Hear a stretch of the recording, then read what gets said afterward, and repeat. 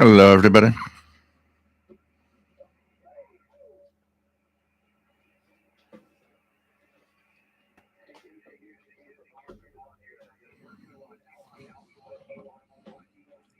Thank you, Rob, for the audio check. Nice to have all of you here. Ba-ba.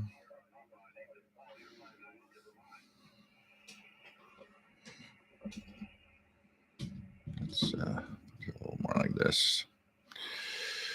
For those that want to listen to, we have our friend Paul that is from Vermont. He's actually operating W1AW Portable 1 on 7180 lower sideband. So if you guys want to hear our friend Paul in Vermont, 7180 lower sideband. This is Here's Whiskey 1, Alpha Whiskey, Portable 1. Whiskey 1, Alpha Whiskey, Portable 1.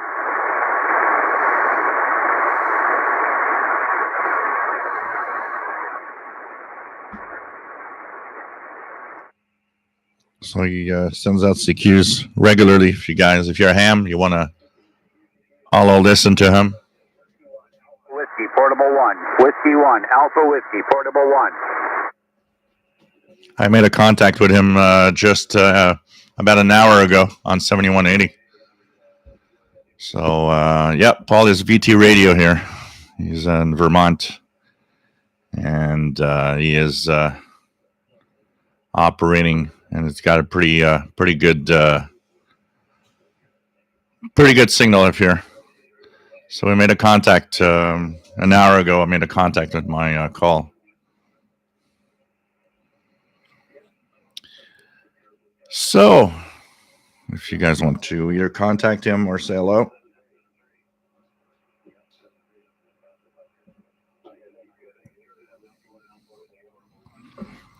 So, okay, here we go. We're going to talk about the schedules season 823. There's a few. I'm going to tune in a few signals and see what's on and check out a little bit if some interesting signals here. If you guys hear anything of interest. Now, it's nice because so we have the AO key list, which is a Japanese list of frequencies, which is pretty good. We have EIBI space is now almost complete, which is pretty cool. So we are getting our schedules now. So anyways, hello, everybody. My name is Jill. I'm located in Montreal, Quebec, Canada, and northeast part of North America. And you are watching the live shortwave radio show. This is a show where we talk about shortwave radio, but radio in general, also anything is welcome. As long as it's radio, we sometimes tune the band, we check out what's out there. And today we're going to look at some of the A23 schedules, interesting observations I have, interesting new frequencies also from the Radio Romania, which is actually on the 25-meter band on the North American frequencies at night and coming in pretty well when conditions are good.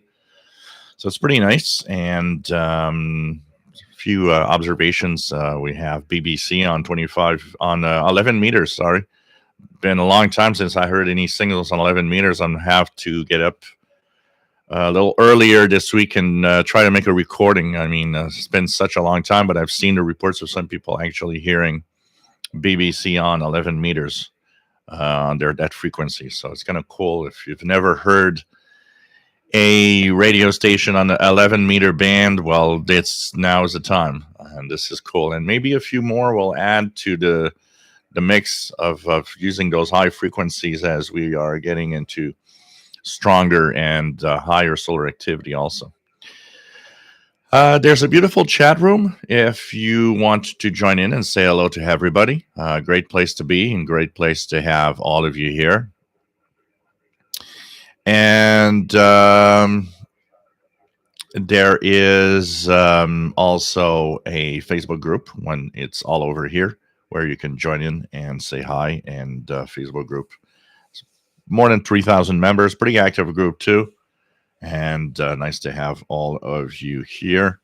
So it's pretty cool to see all of you. So let's start. Artist Alley Crafter's Kitchen and Audio Lab. Nice to have you on board. As he's saying, recovering from the Facebook discussion that he started on the Sony 2010. He says, while I like the radio, it's still a 30 to 40-year-old radio, and there are far better deals on brand new radios, definitely.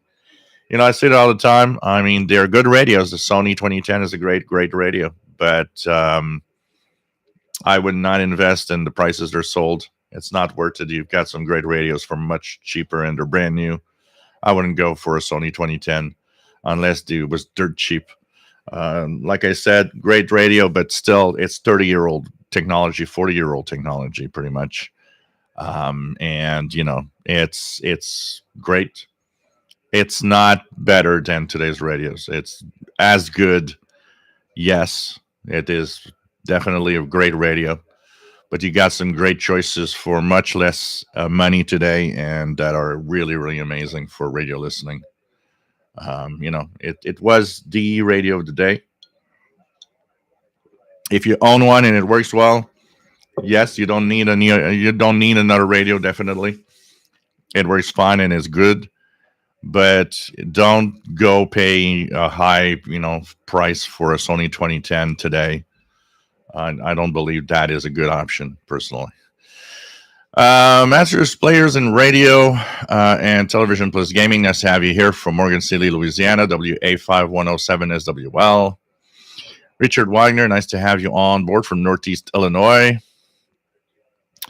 Rob, nice to have you on board. I got something here that's okay. Here we go.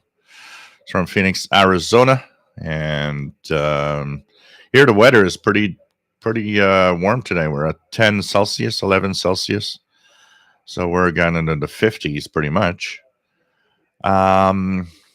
Robert Varner, nice to have you here. KC2TEL. We have RJ Dakota, nice to have you on board. We have Dwayne, nice to have you here from Northeast Tennessee, 71 and windy. We have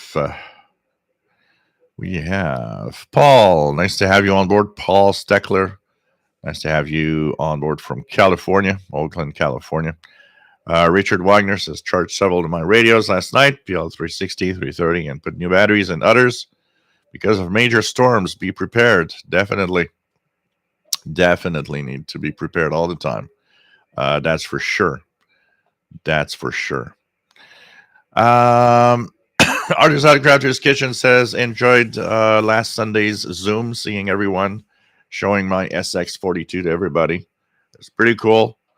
It was really, really nice. We're going to talk about that a little bit. It was really nice to see everyone last Sunday. Definitely.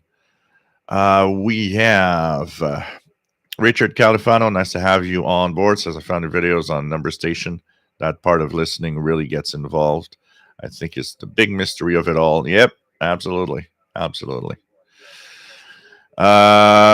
Cancelera, nice to have you here from England. We have TVD Exler, bonjour, bienvenue, j'espère que ça va bien. Ça va très bien ici. Nice to have you here. Mad Max 2069, nice to have you on board. Ricky Leong, nice to have you on board, ça va très bien. Nice to have you here from Alberta. We have Michael, nice to have you on board from the Garden State, New Jersey. What do we have? Dwayne says, for 2 years in a row, failed to get on the Zoom with this iPhone. DX Winger, nice to have you here from Southeast Pennsylvania. Keegan DXer, nice to have you on board from Northwest Arkansas. We have Boomer's Life, nice to have you here. Jasmine, nice to have you on board from sunny Seattle. Neil, nice to have you here from the UK. We have Boomer's Life is in San Diego, California. Chuck Schreiber, nice to have you here from South Texas and 5 KVO. Keegan the Extra missed the live show Saturday and the Zoom meeting Sunday as I was traveling with my mom and cousin from Northwest Arkansas to Kansas City, Missouri. So cool, no problem there. Yeah, so Paul, VT Radio, if you guys want to listen in, VT Radio is W1AW Portable 1 right now on 7180 lower sideband. Very, very good signal here in Montreal. And as I said, I made a contact with him using my call about an hour ago, something like that. Paul Steckler, what was the shipping time for the D109 from China to Montreal? I'd say about 8 or 9 days. Not much more than that. It was rather quick.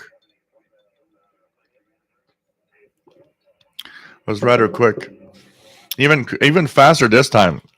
I had 9, maybe 8 or 9 days on my first order, and the one that they sent me, unless it was already shipped, when I got the email that they had shipped me a new one, that one was even faster. I think it took like 5 days, and it was already here.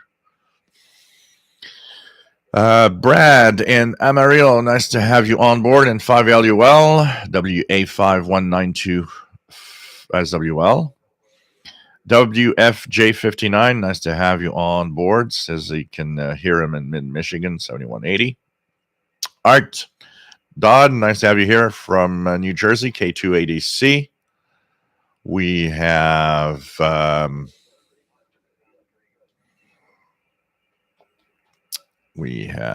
just gonna.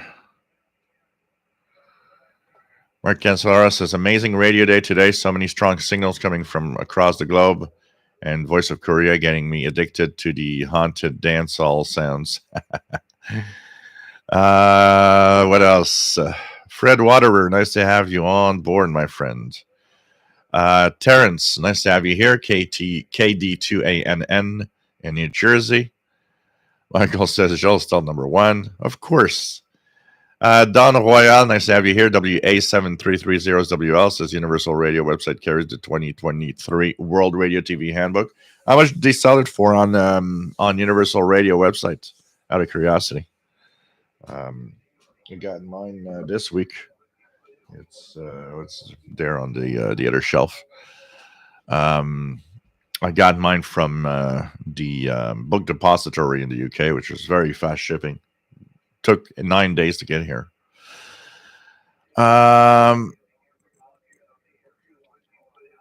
else do we have? Alexander, do people ever broadcast on AM from either of the poles? From the poles directly, the only transmission we have is LRA, pretty much LRA 36. From Antarctica, and they are in upper sideband, so there's no real no AM mode broadcasts coming from any of the poles. Here in Canada, we have some couple of stations in like Iqaluit in Nunavut, which is pretty close to the pole, but these are all broadcasts that are in single sideband. Jasmine, I'm still amazed. Jill is going to mention me in his column for being the first to get logged low power tests for WLO. Yes, you will. You will. Jasmine says, more amazing is I logged it from hearing it on in indoor MLA30 and malahide receiver.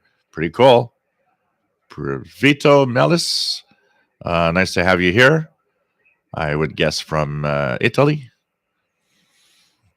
So, it tells you, Jasmine, that, surprising what you can get and that it's worth checking out every frequency range and tuning around the bands. Joel, nice to have you on board. We have Mike WX50, nice to have you here from Northwest Arkansas. Says it was cool to see the folks on Zoom last week. Definitely was cool. What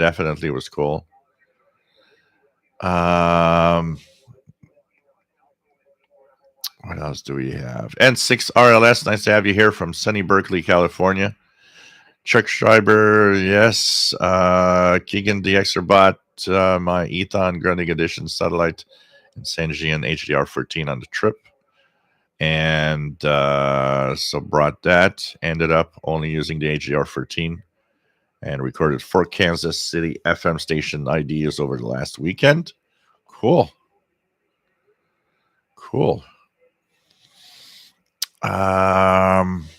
Artist Out of Crafter's Kitchen says 2010 recently sold for 500 US on the auction site. About 300 too high. I bought mine before prices went berserk. Yeah, if I'd get one at maybe 150 to 200, I'd be maybe tempted to, as I've never, I remember back in the day of, drooling over the Sony 2010. It was such a nice portable. But I didn't have the money to buy it back in the day. And since I was saving for a Kenwood R5000 desktop, I'd rather put the money in a desktop than on a Sony 2010, which for me was more interesting to have a Kenwood R5000 receiver. Don Royale says 76 degrees from Surprise, Arizona. Star Hopping, nice to have you here from East Central Indiana. We have Greg Scherer says Gregory the Catman here from Southern Illinois. Nice to have you here. Boomers Life loved last week's Zoom. Hope to participate in the future. Yeah, we'll surely have another one in some distant future, but when we do, of course, from time to time, it's kind of fun. Pretty cool. What else do we have? Alex Kaufman, nice to have you here from Southeast Iowa. What else? Neil Rigby, nice to have you here from the UK. We have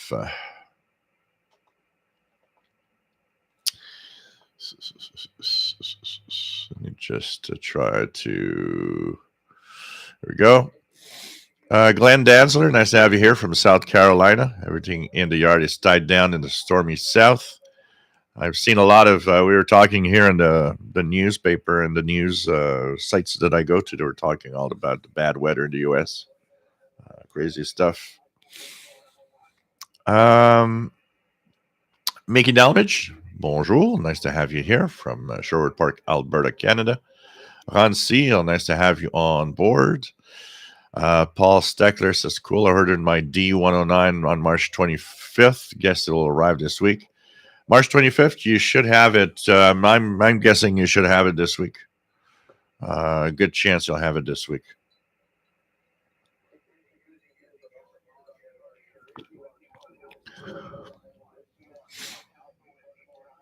So, Greg, nice to have you here. Flying to San Diego, California for a 5-day trip with my cousin and his wife in October. So this is it's the time to bring along a portable radio and listen to the bands in a different environment. What else do we have? Diego KD9WUR, nice to have you here from Wisconsin. Welcome aboard. Kill King 110. Nice to have you on board. We have Joseph. Nice to have you here from San Francisco Bay, California. Jasmine says, tuning around the bands is relaxing. And every now and then I hear or detect something surprising. That's the fun of it. Don Royale says $39.95 for the World Radio TV Handbook 2023. And do they have shipping charge for it? Because at that price, I think you're having a better price on Book Depository in the UK. Because it has free shipping around the world. Richard Califano says, after using the SDR, would getting the AirSpy HF Plus be an option? I mean, it's a great shortwave device. You're not gonna hear more on the AirSpy HF Plus than you hear on the SDR Uno. but you'll have a little more choice in devices and inner software that you can use to have it work. Um, it's up to you if you want one, but I don't. If I don't, I wonder exactly what attracts you towards the AirSpy HF Plus. There's one advantage of the AirSpy HF Plus is its size. It makes a very portable device compared to the SDR Play devices, which are bigger. For that purpose, if you want to have a very portable situation of setup for SDR, with a tablet, with a like a Windows tablet or something, it definitely would be a very portable unit in that case. In terms of performance, some say that it is better in some, especially on the medium wave, long wave bands. So don't know. I don't see any difference personally, but I don't know what exactly attracts you to the AirSpy HF Plus. It's not necessarily a step up. It's pretty much same performance, mostly. Chris A, can you use the waterfall software on the ATS 100?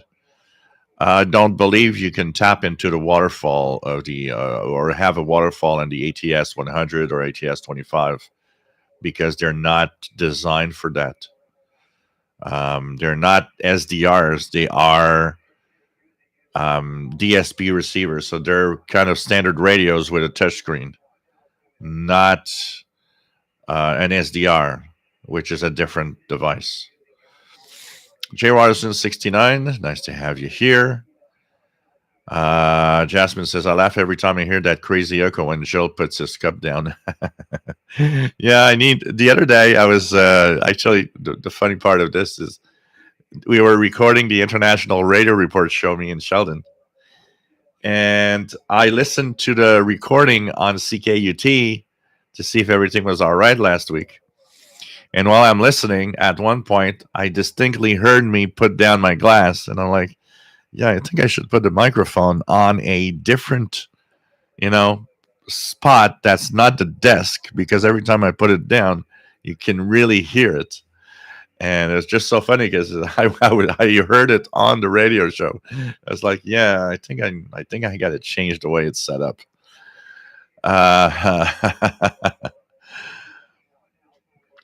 It's just funny. It's just funny. Yeah, the boing sound when I bummed the mic, which is less of a problem the way it's positioned right now, but definitely the cup of doom.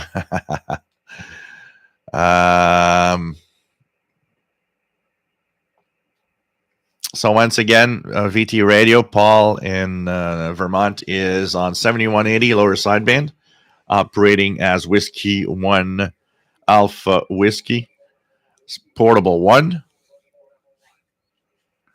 Very strong signal in Montreal. Edward, nice to have you here. Says news here in Ireland reporting that the RTE longwave station is going off the air at the end of April. Less and less to listen here on the Europe on longwave. Yeah, the high price of what it costs to operate with the power levels needed. There's a lot of things that they shut it down because it's.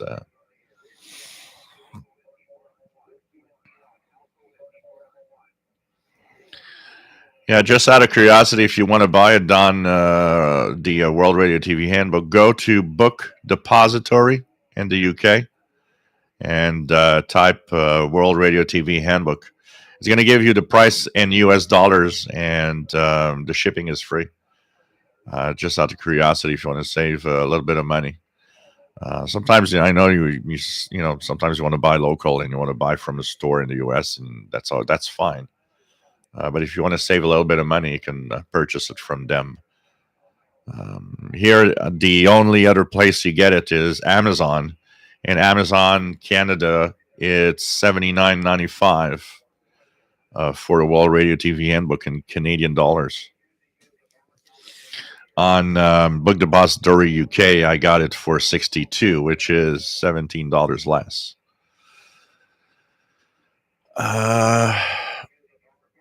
Marvin Motz, nice to have you on board from the Japan Islands. Testing his new 30-meter transmitter this weekend. Cool.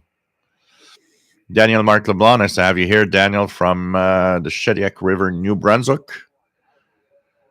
The Richard Califano, there's no real difference apart from maybe the software you can use to operate it. It will work with SDR Sharp, which is a software that cannot be used with SDR Play devices because AirSpy doesn't want competition, so they don't want the SDR Play devices on their software. And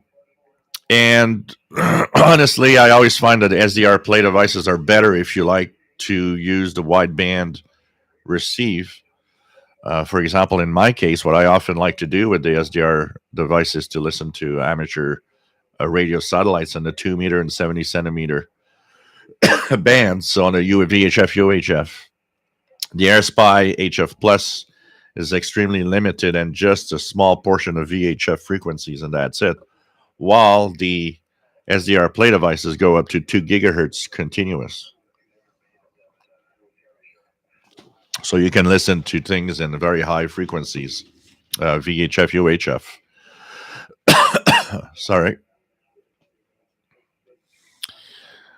Simon Templar, nice to have you on board from Eugene, Oregon today. Nice to have you here, my friend.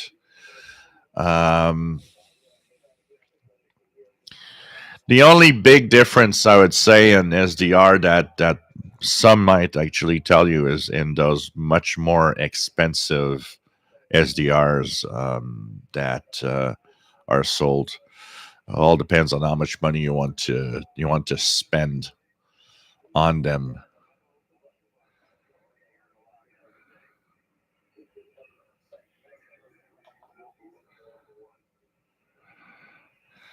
Yeah, let me look here. I can even span less. I'm going to span 10 kilohertz, and you guys are going to see.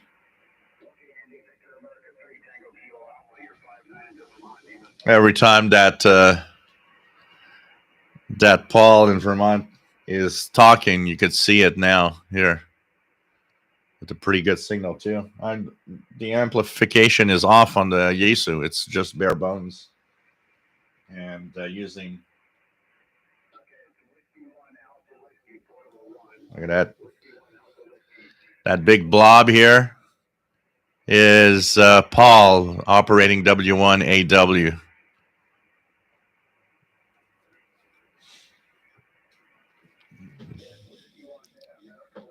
So pretty good signal as you see here. I'm going to put the span to 200 kilohertz here. Oh, yeah, the amp is on. IPL, here we go. Bare bones. Now I'm bare bones. I had the amp at 1 level, yes. So he's got a pretty good signal here.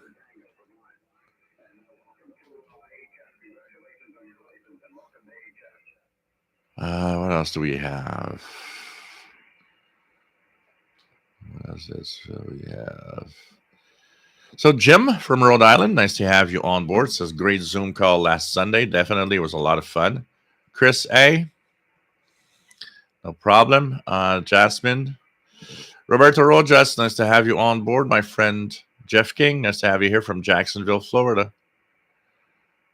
So yep, VT Radio sees himself in the waterfall here. Michel Colette just had a QSO with W1AW portable one on 7180, and he was 5'9" plus 20 in l'Abbé, Saguenay. Pretty cool. Gave me a pretty good report too.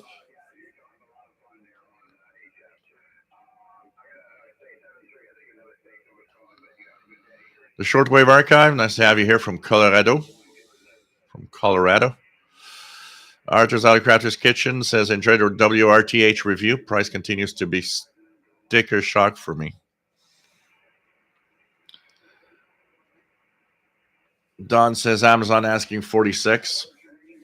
Here we have to add the exchange rate, which is terrible. It's actually good for YouTube because it gives me more money since YouTube is US dollars converted. But in terms of buying stuff in US dollars here in Canada, is dreadfully expensive now. So even if, for example, if you put 46 on Amazon US, they would charge more for the shipping because it's not Amazon Canada. And then you put the exchange rate on 46. To give you an idea, you have to add about $3.50 for every $10. So at 46, we're at something like more than $15 more. So 56.60. We're at $60 Canadian at least. Plus, if there's shipping charge, we're now getting close to 70. So it's crazy. So mine I got for 62. And Boomer's Life says 37 at Book Depository in US dollars. So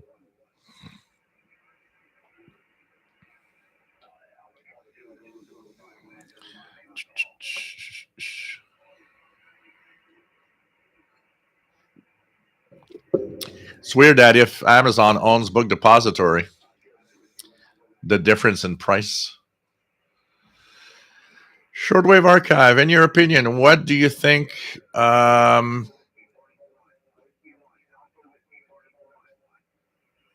do I have here? I lost. Okay. Do you think is the best beginner RTL SDR? Definitely the SDR, the SDR Play RSP1A is the best entry level SDR for me because it's just plug and play. Yeah, Boomer's Life, but that's because SDR Uno is only made for SDR Play devices. It's not the same thing. AirSpy HF Plus, the AirSpy guys, there used to be a time where SDR Sharp did work with SDR Play device. They intentionally stopped that because of competition, where SDR Uno never worked with anybody else because it was developed just to work with the SDR Play devices. We're not talking the same thing. SDR Uno is specific for SDR Play, where all the rest is capable of running pretty much any SDR if they want to, and they don't want to. So it's not the same thing. SDR Play does not do that to prevent any other SDR, where AirSpy does so. I'm sorry, but I told it before that there's a lot of things on the AirSpy's site that personally I will never buy another AirSpy device ever. But that, I purchased one for the purpose of talking about it on the channel and all of that. But I don't like companies that don't play nice. What else do we have? Dan, nice to have you on board from Ohio and 8WJZ. Shelly, nice to have you here from South Central Pennsylvania. Jasmine says the whole SDR war thing is bad for listeners. We should be free to use whatever software. Definitely. I totally agree. Totally agree.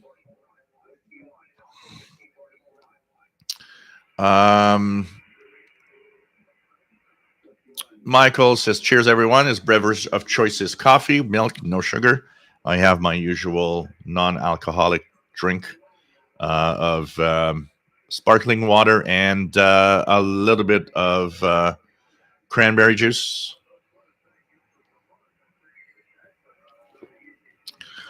But definitely everything should work with everything. That I totally agree. Totally agree.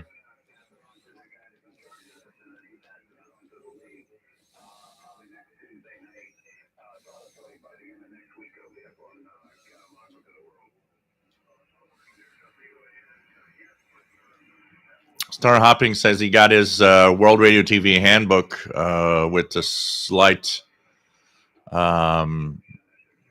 defects, if we could say. They offer blemished ones for $25.95 with $6.95. So if it's still usable, why not?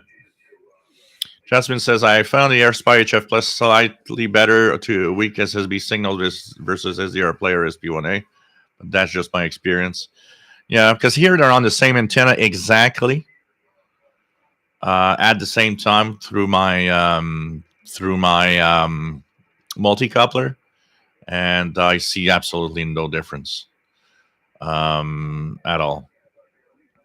But we got to be careful about one thing on seeing differences sometimes, because yes, you could have seen a difference that is due to the software, because you're not running the same software on both, and each software has its own positives and negatives. By the way, I wore my shirt today. For those that made donations to the International Radio Report for CKUT, this is the shirt for CKUT 90.3 FM. You have this in the front, and you have all the shows in the back. It's like a T-shirt, a concert T-shirt. You have all the shows in the back from the station. So pretty nice and pretty good quality shirt too. So a really nice shirt from CKUT. So if anybody has donated to CKUT to get during the funding drive, the shirts are great. They have something very unique because there's going to be a grand prize draw. They have 2 radios that are, they say it's community radios. They only get community radio station and nothing else. They don't get commercial stations, nothing. So I'm kind of curious. Try to find information on them, but I'm not sure. I'm almost thinking, are those custom made or something? It's very weird. So, anyways, on the AirSpy Plus versus, I don't know. It's very difficult to, when you're using 2 different pieces of software to really quantify. You have to run the same software with the 2 SDRs on an exact same setup with the antenna at the same time. It's, I think it's very minor differences, personally. I got to say one thing, though. You're comparing it with your RSP1A. I believe my SDR, when I got my AirSpy HF Plus, I was already running the RSP DX. So maybe there's a difference with the RSP1A also. I don't know. Rotten Animal, a few years ago, about an SDR play RSPDX for my girlfriend. I live in Toronto and she lives in Hamilton, Ontario. She also had a farm 40 miles south of Hamilton, and she would log into the SDR over net. Richard Wagner hearing 7180 on Northeast Illinois, but weak. Jim Gordon, nice to have you here from Scotland. So our RTE 252 long wave due to go off. David P. Miller, nice to have you here from Cherry Hill, New Jersey.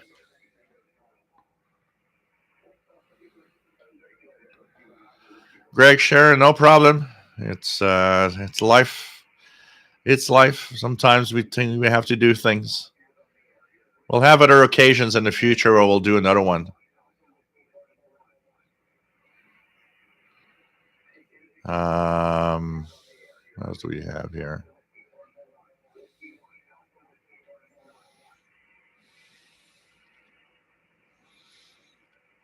Keegan DXers beverages, apple juice, perfect. What do we have? Going down. So Ricardo, nice to have you here. Jim Gordon says, I'm awaiting delivery of the new XH Data D109 from China. It's arrived in the UK. Cool. Greg says, how much did you pay for your SDR's defined shortwave receiver? The RSPDX was given to me as a gift from SDR Play because I guess they sold a lot of SDR Play devices because of me talking to them a lot. So that was a gift from SDR Play team. So the RSPDX was free. The AirSpy HF Plus came to about close to 2 with the exchange and all. I think I paid 169 in US, if I'm not mistaken. I'm trying to remember, but I think it was 169 US, which made it to like 220 Canadian dollars for the AirSpy HF Plus. I mean, it works great for shortwave and everything. That's what is on the laptop here.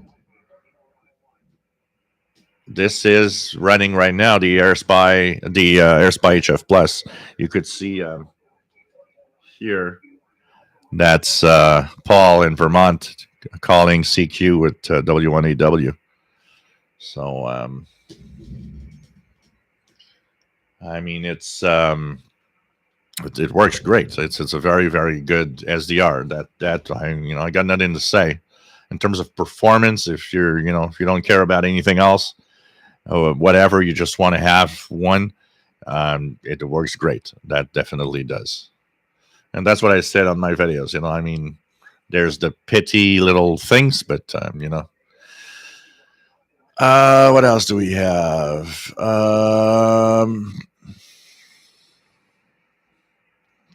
Mike WX50 placed an order for WRTH and John A. Figliozzi's worldwide listening guide. Yeah, I got one here. I guess I should maybe update it to the latest version of that book. Seven Templar found a SCSI emulator board for SD card to install into the case of my Super Drive from Atari 1040 STE. Manufacturer is Santa Rosa, California. Okay, because what I have, Simon, is very, very simple. It's a drive emulator that I purchased it on eBay. It's really, it comes in the casing that is exactly the size of the disk drive of the Atari. What you have to do is open up the Atari, remove the floppy disk drive, and put that instead. And on the side, you have a little display, and you have a place for an SD card or a USB thumb drive that you have all the images of all the software on. And I got one for the Atari. I got one for my Amiga 500, made by the same manufacturer, but when you actually order it, he asks you what computer is going to be running it. So you tell him it's an Atari or an Amiga. And I also have one specific one that's made for the Commodore 64, Commodore 128, that emulates also a disk drive. You put the images on and you just choose what you want to play or what you want to try.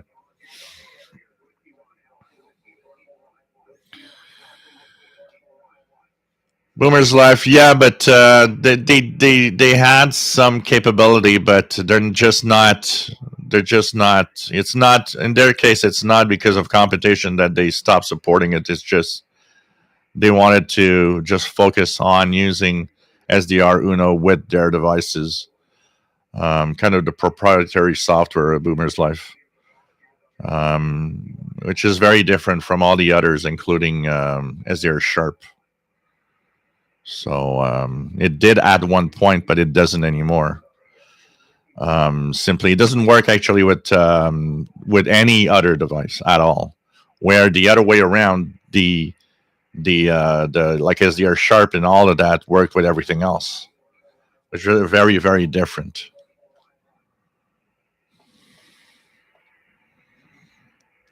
What do we have here? KWN61, nice to have you here from Tucson, Arizona. What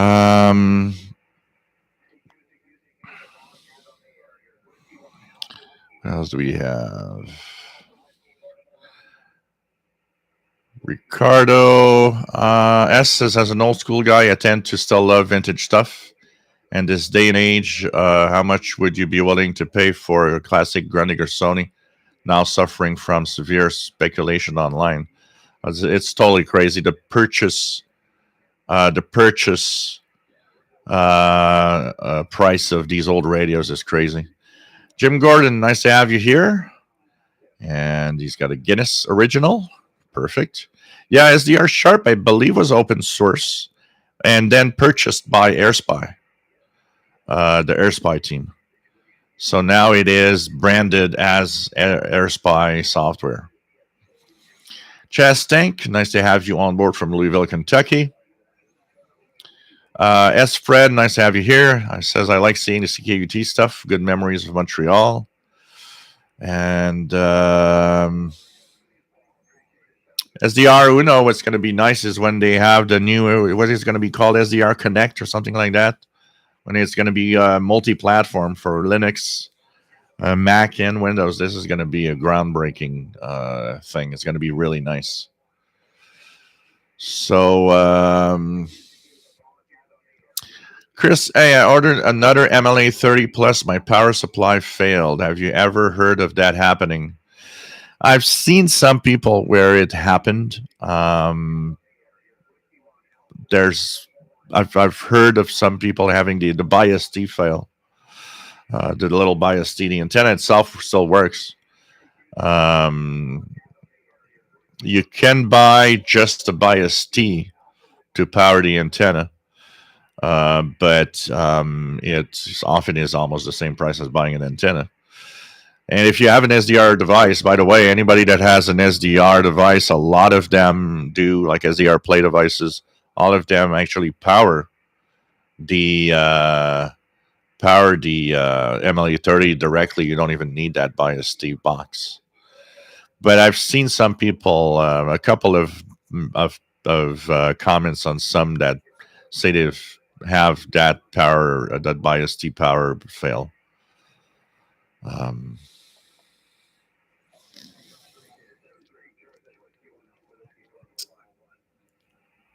Here I got 3 MLE30s, and I've never had any problems.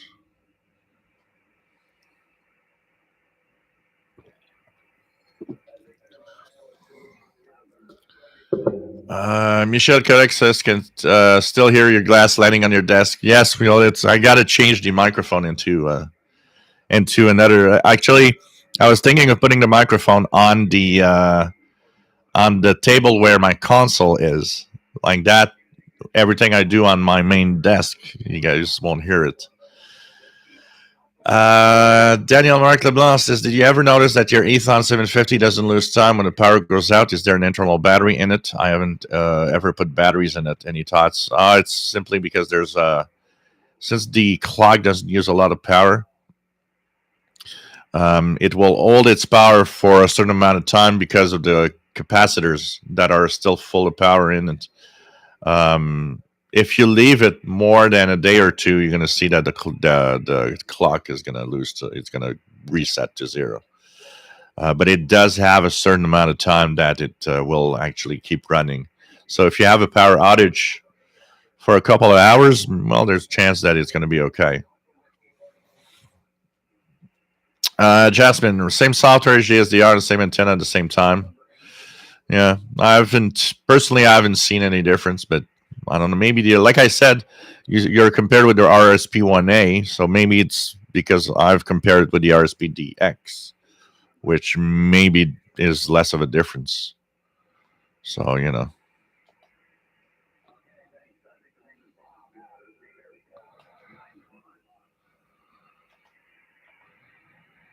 What else do we have? Just going to... Okay. Gary24 fan, nice to have you on board from Northern Maine. And had some snow. Yeah, we had snow yesterday. Yesterday evening was all white. We had maybe, I don't know, I'd say we had an inch of snow maybe on the ground. And now today it's all melted already.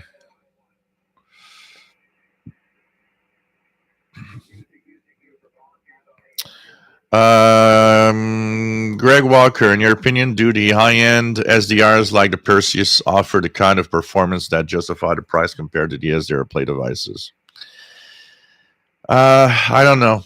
I really, really don't know. If you ask somebody that has one, they're going to say yes, definitely. I don't have one. To what point the performance is really better, I don't know. I won't go into that water because it's going to be a controversy. um, but according to those that have one, yes. So I don't know. You know, it's higher price. Definitely, it could have better filtering and better, because an SDR, the thing you've got to understand of an SDR is that although the software does a lot of, the work, you still need some electronics in that radio, that SDR radio, to have it perform at a certain level. So, an example of that is my Yaesu here.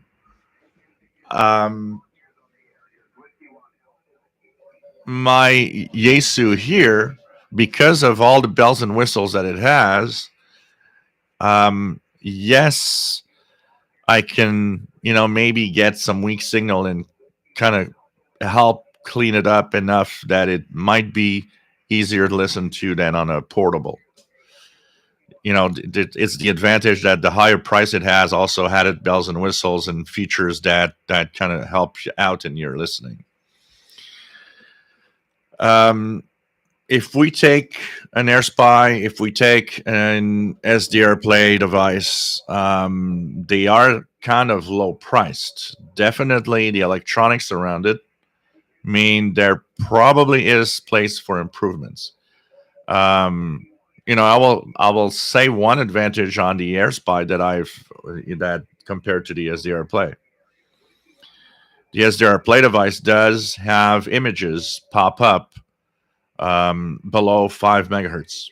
So if you hear a station on 2 megahertz, beware that that's probably an image of something else. And you can actually switch between ZIF, LIF, which is 0 IF or low IF mode. And usually that image goes away or moves. Then that tells you, okay, that's an image. The AirSpy does not suffer that. So in terms of performance for that, yeah, they added, it's better.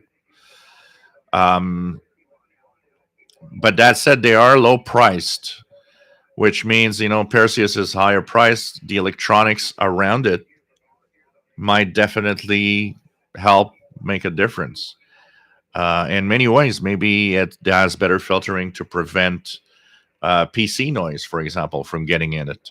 And filtering for, less. Another example, I would say Perseus will probably be better at that. I see it here, both the AirSpy and my RSPDX, when there's local, very strong signals that pop up, I will see a slight desensitization of the receiver. Why? Because it's overloaded. A Perseus will probably not do that. It will probably withstand and be capable. Just like if I have a strong overloading signal, I've shown the D109, the XH data D109, when it overloads, what it does, and you get a mismatch of tons of stations together.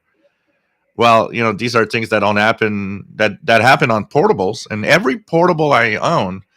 Somebody asked the other day and said, well, is there a portable that doesn't have that? There are portables that are better than others at withstanding it. So, for example, the XH Data D109 is not to be used with an external antenna, definitely. But there are, my Texan H501 will withstand the overloading much better. It won't have that and exhibit that. That doesn't mean it doesn't overload. It does. The H501, the Texan PL990, 880, which are higher end receivers, still at times, if you have the really strong signal, there's still overload. This is something that you'll never see on the Yisu or on my Kenwood R5000. It will be capable of withstanding a very powerful signal and still give me that little weak signal near it that I want to listen to. It is the advantage of a higher priced receiver in terms of the capacity of, being able to just ignore very powerful signals, still stay sensitive to the weak signal you are listening to. So these are things I would expect out of a Perseus that would be better than the low priced RSP devices and AirSpy. Things like that. Perseus will not have images, I'm pretty sure, you know. So, it'd be interesting to see and have maybe some comments of anybody that has a Perseus that would like to just, say what they like or what they find out of these devices that are better. Like an example of what you're saying, Jasmine, about, when you compared the radios, maybe what exhibits that difference could be one is able to withstand, powerful signals better than the other. Maybe you were in a condition where maybe a strong signal was desensitizing just a little bit the RSP1A compared to the AirSpy. Maybe the AirSpy is capable of withstanding that better. There's so many things that can make that difference, apart from the fact that the basic sensitivity could be different. So it could they have to be, they technically have to be different. They are much higher priced. I would have to get a Perseus to talk about it. But I don't. What I will say mostly is I don't fall for that. It's higher price. It has to be better all the time. I'm very careful with that. Like I said, the Yaesu FTDX10 is amazing. My Kenwood R5000 is amazing. My ICOM ICR 8500 is pretty good. Yet when I look at today's portable receivers or even the SDRs that are like so inexpensive compared to these radios, I'm sorry, but the difference isn't that clear. There is with the bells and whistles, like the features I just said, but then again, an SDR with the software, you have a lot of features. And also, there's another side of it that we have to think about, is that an SDR is technically expensive. So if you have an RSP1A that costs you 120, 130 bucks, yeah, but you have to hook it up to a computer that's several $100. It's kind of a setup that's an expensive radio when you think about it. So, anyways, I don't know. I would have to have one and see by myself how much better could it be. There are things also that it might do more, like for example, the band span. How much frequency the bandwidth can you see at the same time? Things like that. These are things that could be very different. A more expensive Perseus might have a much bigger bandwidth capability at the same time of what you can listen to in terms of spectrum. And if you're doing some recordings, spectrum recordings, you want to listen to, 10 megahertz wide and save that on a computer and stuff like that. These are things that more expensive SDRs probably do better also, because their processing power is much more powerful. Anthony France, nice to have you on board. Yeah, the AirSpy HF Plus and RSPDX are much more in the same league in terms of price performance point.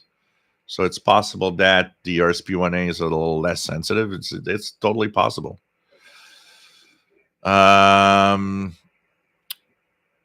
Tony, nice to have you on board from Hamilton, New Zealand. Nice to have you here. Chess Tank, nice to have you on board. Jasmine says, yeah, paid $169 US for my AirSpy. Yeah, I think that's the price that I paid too. From that, if I'm trying to remember, it's pretty much 169. John Beckham, nice to have you on board. What else do we have? Simon Templar. Yeah, it is. It is. It's really made to replace the floppy and give you access. And when you boot, because that device that you replaced has its own menu. So when you boot, your Atari or your Amiga or your Commodore computer boots up with a software which is kind of a file manager. And you go into file manager and you choose which image you want to use, and then it's going to load the image as if it's a disk, like a floppy disk. And if you have multiple disks, because of the day, that was the thing back in the day, games and software and multiple disks. So they tell you to switch to floppies. What you do is on the devices, you got a little button, and that button lets you choose the next image. So if you have a game that has 4 disks, and it tells you with disk 3, well, you just press the button until you see the image of disk 3, and then you're good to go. You're using disk 3. KW1161. I'll send you the link, Simon Templar. I'll send you the link of what it is that I purchased, so you can get it if you wish to have one. Boomer's Live. Do you still run an Amiga 500? Of course. I've got a Commodore 128 that often uses the Commodore 64 mode in it. I got an Amiga 500. I got an Atari 1040 ST. All working, set up on my big screen TV here, and all with a SD card reader for the floppy disk to replace the floppy disk. So, ManMax 369 has seen a flash card that'll work on multiple computers and game systems by changing out a connector module.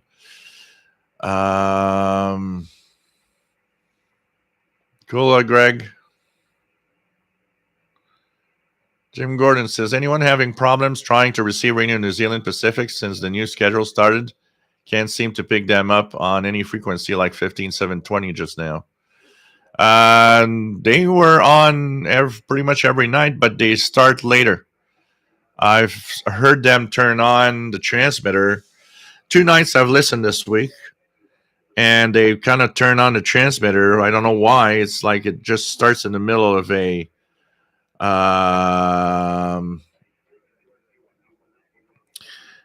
in the middle of the broadcast around 0325, 0330. But after that, it was last night I heard it. I was listening to it at 05 UT on 15720 was coming in great. But if you're trying to listen to them earlier, they seem to be switching on later than usual. So if you're trying like out 03 or 0230 UTC, they seem to be off at that time.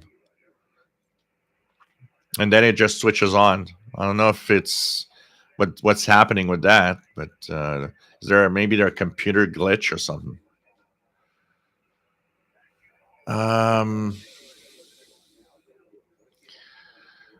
Jim Gordon, what's Paul's favorite tipple? I'm pretty much water. I got a big bowl of water here. It comes and drinks. It's so funny because the bowl is a really big glass bowl, and I fill it up, and I switch and I change the water every maybe 2 days.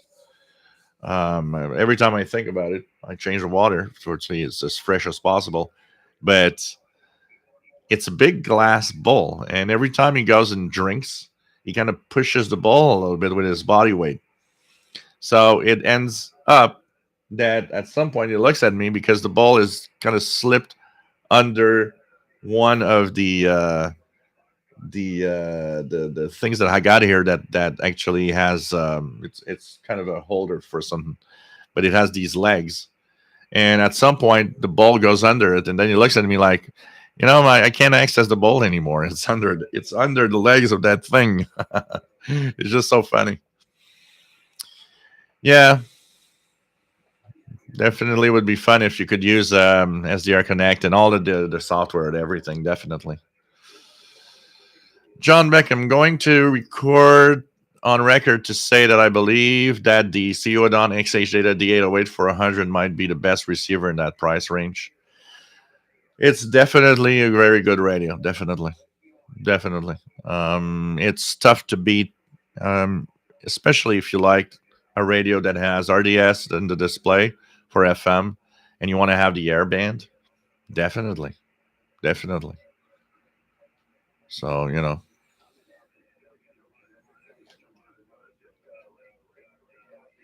put a foam coaster under the glass. Jarmo, nice to have you here from Finland. Nice to have you on board, my friend. Let's go down here.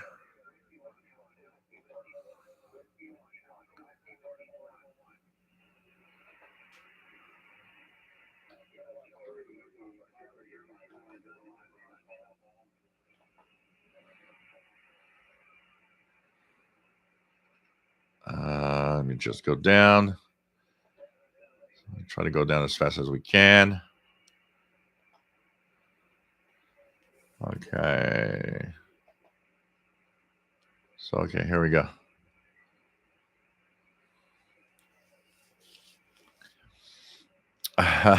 Cool sound effect.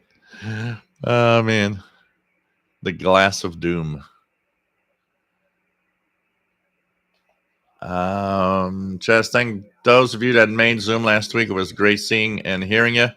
Some awesome shacks out there. Definitely was a lot of fun. Chris Powell, nice to have you here from Minneapolis, AE0IY. Got 6 inches of snow overnight. Wow.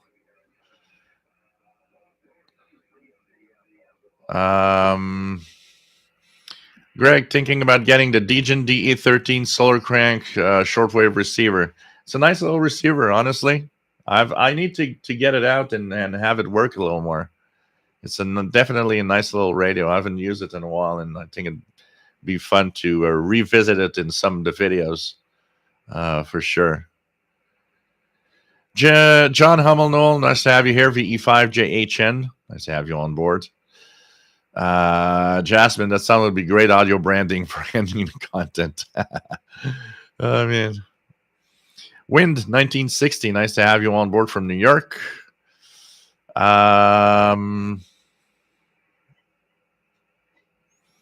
else do we have? David P. Miller, any advice on purchasing a portable SDR? If you're talking really portable, I think the real official Malahite receiver is probably the best thing. When you got the real one with the full coverage with the software on it, I think that's probably what is the best portable SDR out there right now, I would say. Sunwave, nice to have you here from Oklahoma. Ricardo says I own a D808 for 2 years now and still going strong. Great little radio. Definitely. Jasmine noticed the image thing too. Boomer's Life, we can actually had tornado warning here in San Diego 2 days ago. Wow. Pretty crazy. Shortwave Radio Archive says, not sure if you have heard, but the BBC via Vatican has been activated on 28.5.800. Yep, I've seen the video, the schedules, and I've seen a couple of people hearing it actually this week. I got to get up early on Wednesday morning. I'm gonna take that opportunity to tune 25.800 and see if I can hear it. They're around, I believe they're around 12 UTC. David, looking for internal waterfall battery operator that can pull trigger in July. Either originals or a good Asian clone is enough for starters. The original Malahite, and if you are capable of choosing the proper one, even the Asian clones are some of them are pretty good. Some of them are pretty good. You just got to be careful which one you're going to choose, though. Mike WX50, do you keep the setting on ZIF mostly for the SDR play? Yeah, pretty much. Pretty much. As Fritz has been wanting to make the jump to SDR, I kind of figure I should just spend the money for an AirSpy and try and avoid one step of the upgrade cycle. You know, you'll definitely, if you want to do shortwave, medium wave, and long wave only, the AirSpy is you're gonna love it. It's a great device, works well, you know, and it's also plug and play pretty much, which is nice.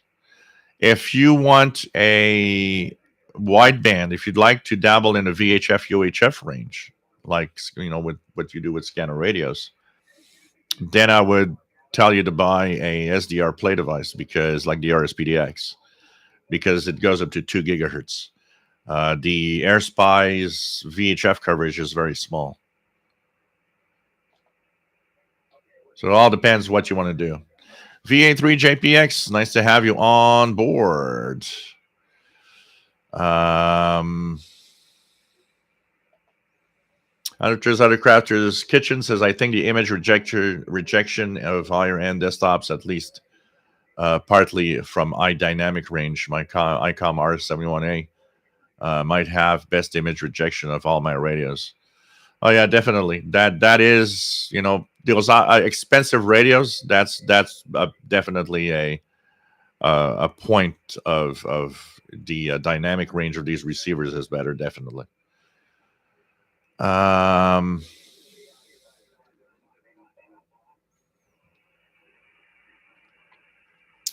Jim Gordon, in particular, welcome to Shortwave Radio Archive. Vatican opened up a few frequencies for the BBC response to the Ukraine situation.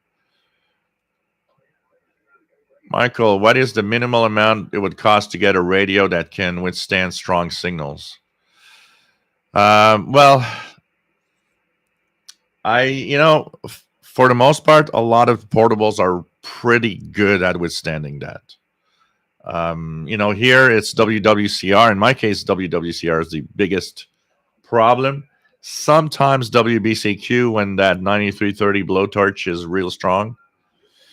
But mostly WWCR here because they're extremely powerful.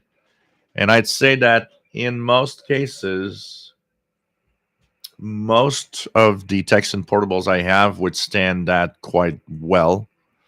And the amount of times when I will actually have an issue is, it's not daily. And the fact that they have a switch to put, local DX and you can actually just switch it to local so that it desensitizes a little the radio. Overload goes away automatically and you still can listen to the signals.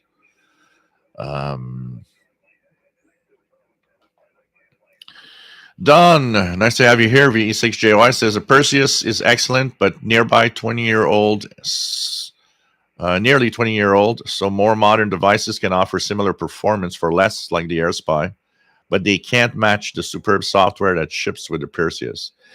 It's definitely interesting. When I see Perseus running, that is one of the things that attracts me a lot. And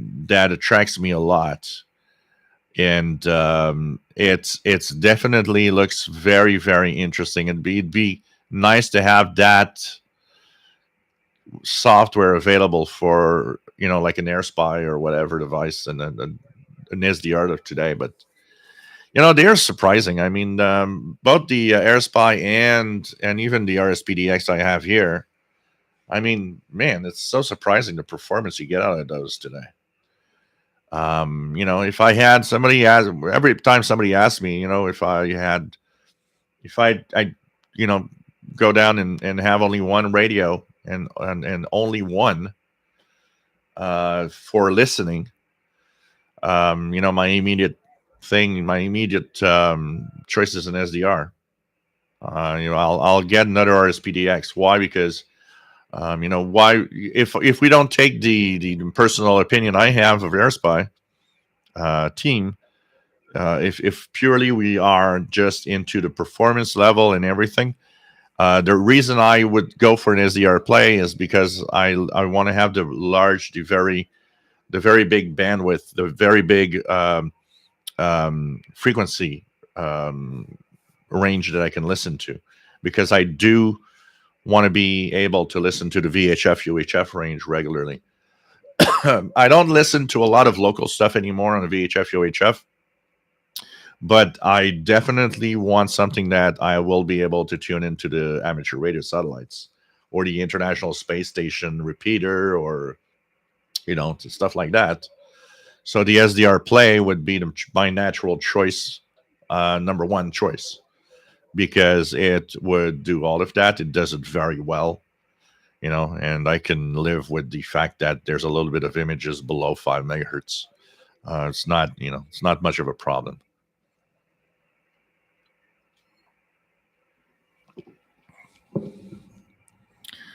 So that's the thing. If you want something that, if you think you'll be listening to hams on the 2 meter and 70 centimeter band, for example, or some local whatever service that is on a VHF UHF range, then it's a kind of a natural choice to go to the SDR play devices for their wide coverage. If shortwave, long wave, medium wave is the only thing you do and you don't care about the rest, then an AirSpy definitely is a good choice. And I've never seen an image on an AirSpy. I've listened to different signals. And like I said, the AirSpy has one advantage. It's a very small little device. In terms of making it portable, it would be better, for sure. KWLN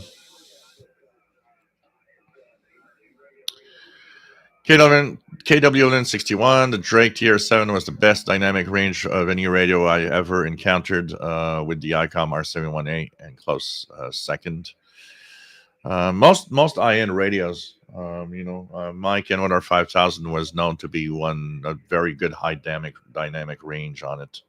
I've never had overload on the Kenwood R5000, nor did I ever have overload on the ICOM ICRD 500. And my Yaesu FTDX, then there's an overload because of WWCR, definitely.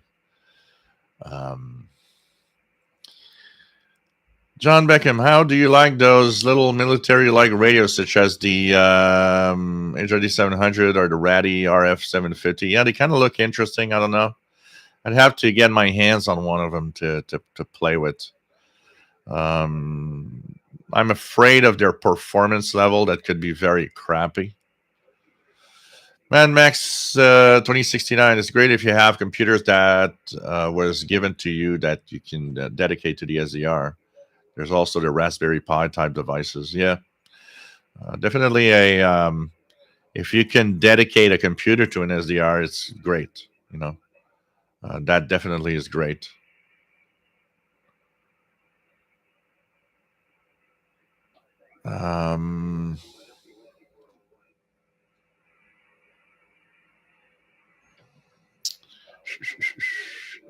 Americans that are in audio terminology, they call it headroom with the ability to withstand strong signals. Don,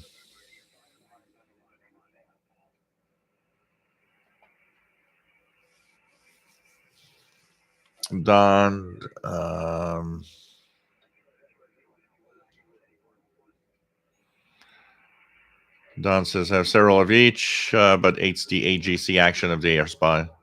AGC, it's interesting, when we talk about automatic gain control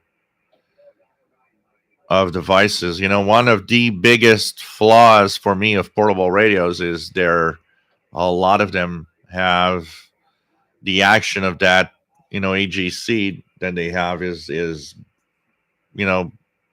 not fun. It makes for tiresome SSB listening. I've always thought that the slope, if they don't give a choice to play with, at least they should put a slope that's making it a little smoother, so that it sounds better. that once again is something about the higher end radios. They give you choices for playing around with those settings. All right, Cancelera, will say something about a Perseus. I've made friends with people who use them, but these people are mainly concerned with medium wave DX and low frequency. Sorry. Yeah, um, it's like, for example, what I hear about the AirSpy is that a lot of people that do long wave, medium wave prefer the AirSpy over the SDR Play.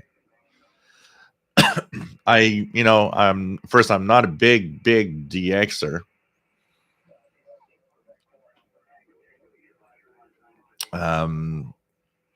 But apparently, yeah, I almost made a joke. Chastank has a joke about the TRS-80. I almost made an April Fool joke. I almost posted in the title of today's show, "Last live show ever," in the title, because I thought people are going to be, what? He's not going to do any live shows anymore. And then just as people would probably come here and say, oh, why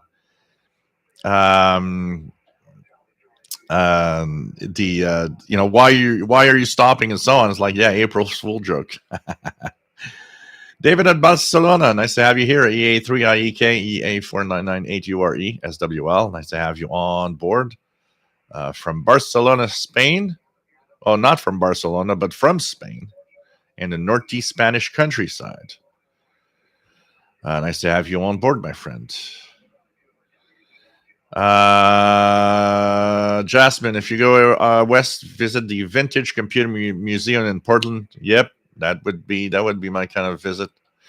Matt, nice to have you here from Denver, Colorado. Says got Radio New Zealand overnight with a great signal on 13840 when they switched to that on 06. Yeah, I think mostly what's the problem is, I don't know why, but the 2 days that I've listened to, usually you can start hearing them here at about 02.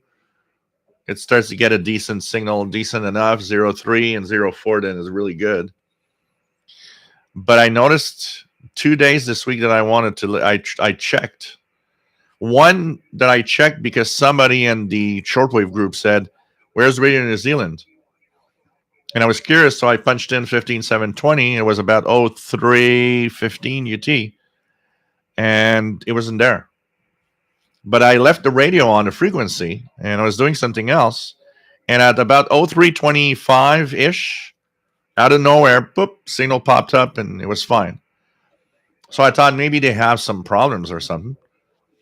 And I tried, I think it was Wednesday night. Once again, at around 03, no Radio New Zealand. But I listened again, checked at like 0430, and it was fine, and a really strong signal on 15720. So I don't know what's happening, but it's kind of weird. Kind of weird.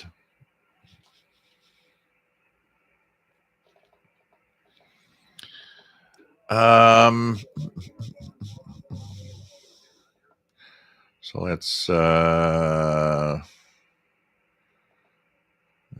down. Southern Illinois Shortwave, nice to have you on board, and nice to have you here. Matt, and this was kind of exciting. I heard E07, Poland's English language number station this morning. Faint copy, but perfectly understandable. Oh, that's cool. That's cool. Those are even more fun. The ones with the that you hear somebody. That always reminds me of when the last Solar Maximum happened. I still remember how exciting it was. I had Radio New Zealand. At on 15720, and I was listening. It was and at 04, I heard a faint carrier, and it's as if somebody was talking over it. So it was like there was a little heterodyne that was created, a little tone, So I switched to upper sideband, and I noticed that that was just 1 kilohertz away. So it's 15720 was Radio New Zealand, but 15721, I started listening. It was Russian numbers. And I was like, wow, it's a Russian number station. And I started going online to check out what was that. And definitely there was a Russian number station at 04 UTC from Asiatic Russia that would be there every night. And that summer, I remember that summer, almost every night at 04 UT, the little carrier went on, and I could hear the number station in Russian quite regularly. When propagation was good, it was there. It was just really so amazing. I still remember. I was like, wow, this is so cool. I'm getting that, signal. And that's where also when you need a good radio, because having that capability of using upper sideband to, even though I was still interfered with by Radio New Zealand, which was quite strong, it still allowed me to be able to make out that Russian number station just 1 kilohertz away. What else do we have? So Bill Miller, nice to have you here. Chest Tank, we had an indoor fountain relaxing supposedly, but our cat used it as her private drinking fountain. Oh, man. Yeah, there's the airband on the D808, which for some is interesting to have. WFJ59, I know my Apogee HVR 950 doesn't work on my Surface Go, so I'm hesitant on getting a SDR to work on it. SDR will work. That definitely will work. An SDR is going to work on any Windows machine.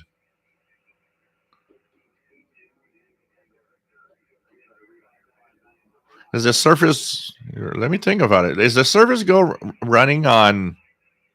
It's not an ARM device, right? If it's an Intel device, it's going to work. But if it's a ARM device, I'm trying to remember. Is the Surface Go an ARM processor? If it's an ARM processor, then no, it won't work. Definitely. It has to be in a real Intel or AMD x64 processor. Ricky Leong says New Zealand coming in mostly okay in Calgary. Great reception at 0408 TT, 15720 and 13840. Not good on 11725. And very good at until after sunrise on 7440. Paul Steckler, apparently recent D808s have a different RF board. Yeah, maybe they have upgraded the radio at some point. They've changed a few things around. And it almost could be interesting to maybe purchase a more recent one in order to compare if it still maintains that great level of performance. Lex 2006, nice to have you here. Robert Osborne, nice to have you on board from Niagara Falls. Robert Osborne, anyone hear about some heavy solar activity this week? There was a X flare, which was a pretty intense flare. There was a few other flares also. But there was an X flare on one of the days this week. We did have some geomagnetic storming, not due to that X flare, but to other coronal mass ejections that arrived. But there was definitely a very strong X flare this week. David did this afternoon did another Parks on the Air activation. Pretty cool.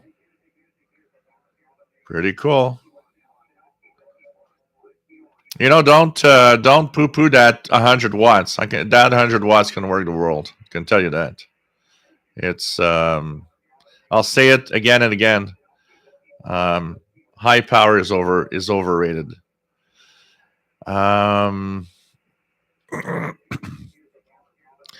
Jasmine says Spectrum Monitor this month did a good review of another portable SDR called the Deep SDR, which seems comparable to your original Malahite, but more available. Because I got the Deep SDR 101, and it's very ordinary. This one. I haven't checked. I need to check my Spectrum monitor. Because I got this one, which is the Deep SDR 101. And that, it's nice. It's a beautiful device, I have to say. But it has a few flaws that need to be fixed, including that very awkward pushing the button to go through the menus, which is, really sad, especially since it's a touch screen. Why didn't they put everything touch? I know that the screen is small, but they could have done a touch on everything. And, we could have used a pen, because this is actually a beautiful device. If it would have been thought of and would work better, it overloads a lot. That's another problem. Now you can play with the RF gain, but still, I use it from time to time. I find it fun to use, and I find it beautiful actually as a device. But performance wise, and mostly using its interface is so clunky. There needs to be an improvement here. I can tell you that. Shortwave Radio Archive got his ham license, VE7 RME, just over a week ago, and I am looking for an HF transceiver. I was looking for used stuff on Q2H or HEHAM. Are there any other good places to look for used HF radios? I don't know because maybe you're looking for used radios for the purpose of, because you might not have the money for a brand new one. But honestly, I would look into, even if it takes more time before you get one, I would look into buying straight a brand new transceiver. Maybe you can look for, like, the ICOM IC 7300 is priced quite interestingly. Yeah, it is still in Canadian dollars, a pretty good amount of money. But I would be patient and wait for something that I can buy brand new personally. There are some good used transceivers out there, definitely. There's a lot of ICOMs and Kenwoods that are really good devices. The problem is they're sold, prices are crazy. Or if you have a ham fest near or not too far from where you live, I would go to a ham fest and I would look at what's there. There you could maybe find something interesting. Just make sure that you test it well and use it well while you are there, so that because you don't want to have somebody screwing you up over some defect in the radio or something. ManMax 2069 says, yeah, 4840 definitely can, especially on good nights for me. If I don't have local DX switch, then I'm using my MLA30. I can hear that frequency on other frequencies. Yeah, 4840 here, 4840, 5935, and 17825. Oh boy, got a hard time with those. Hey, Robert Cross, nice to have you on board. And this is great Zoom last week. It was nice to have you on board, my friend. John Meckham says, who broadcasts, I believe, on 7520? It's WWCR. 7520 is WWCR.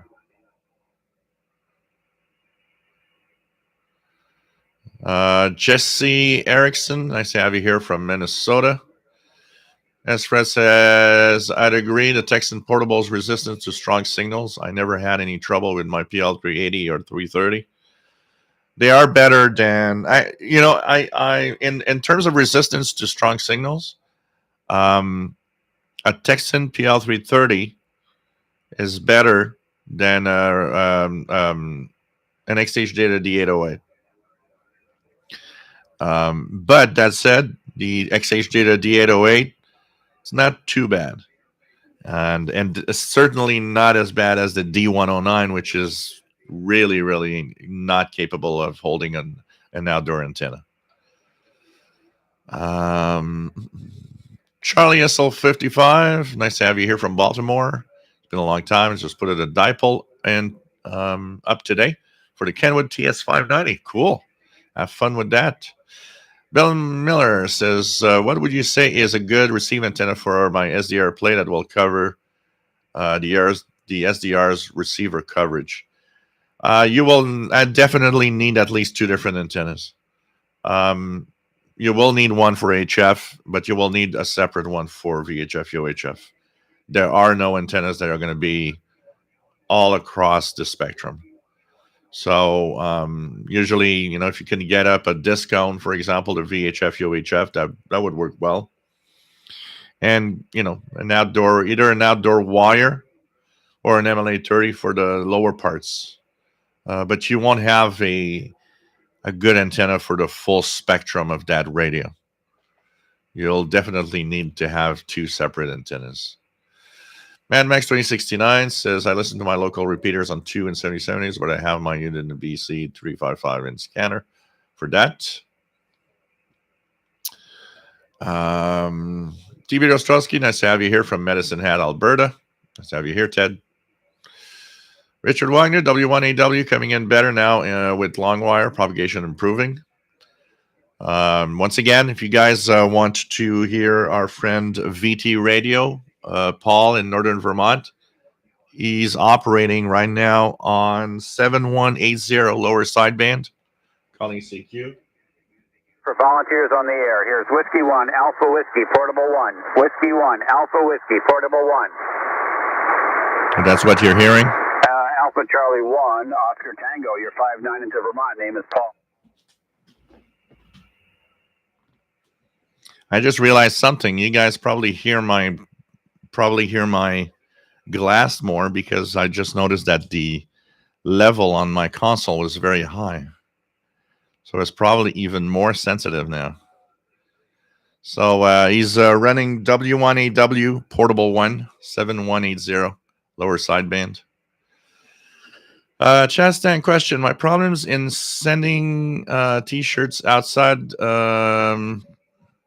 any problems in sending T-shirts outside the Great White North after donation? The biggest problem mostly is really just the cost. In general, sending a T-shirt isn't much of a problem, but it's really the cost that goes with it mostly.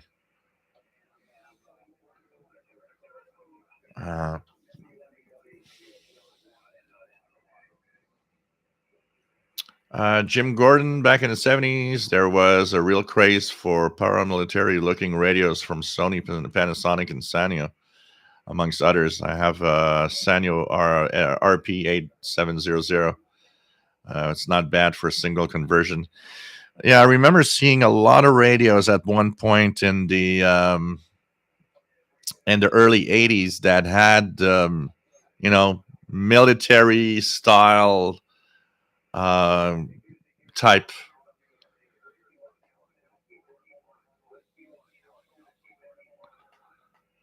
Yeah, definitely. It seemed to be a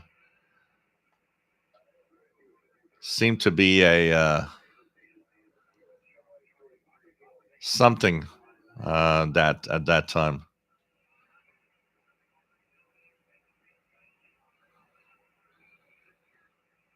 Last show you would have had a riot.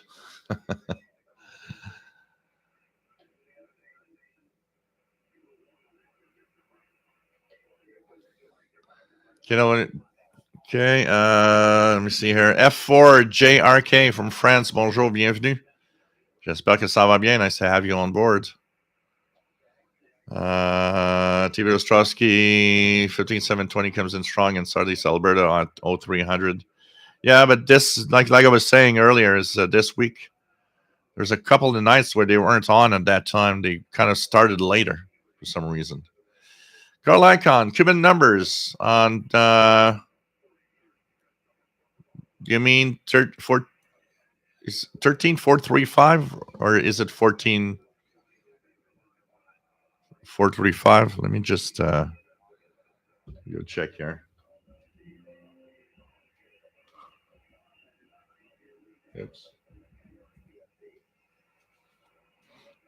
13435. Oh yeah.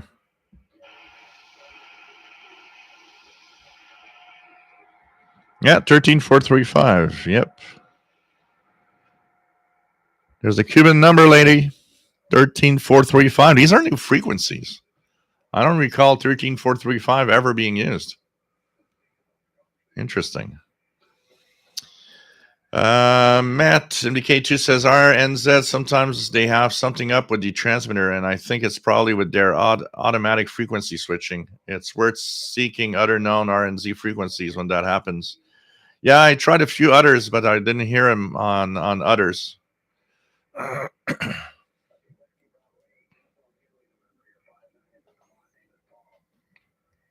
Miguel Damage, perhaps RNZI is installing their new transmitter, so would have to turn off the other one when doing work on updates. It is mid-afternoon there during the times they're mentioning. That's possible. That's possible. Yeah, RT going off long wave. RT 252 on April 14th, unfortunately. But that is possible because they do have to turn on the transmitters when they are working there for sure. Mr. X, before you purchase your Yaesu FTDX10, did you consider purchasing the FT101 MP? I looked at all of it, and of course, I had a price point that I didn't want to go higher than a certain level. So I started to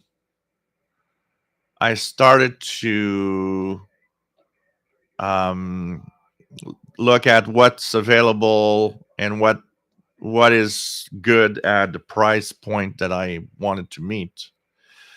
And for what I wanted to pay, the FTDX10 was kind of the sweet spot in terms of how good it is and how good it is, how highly it is rated versus the amount of money I'm going to pour on it. I did consider the ICOM IC7300 that everybody seems to love.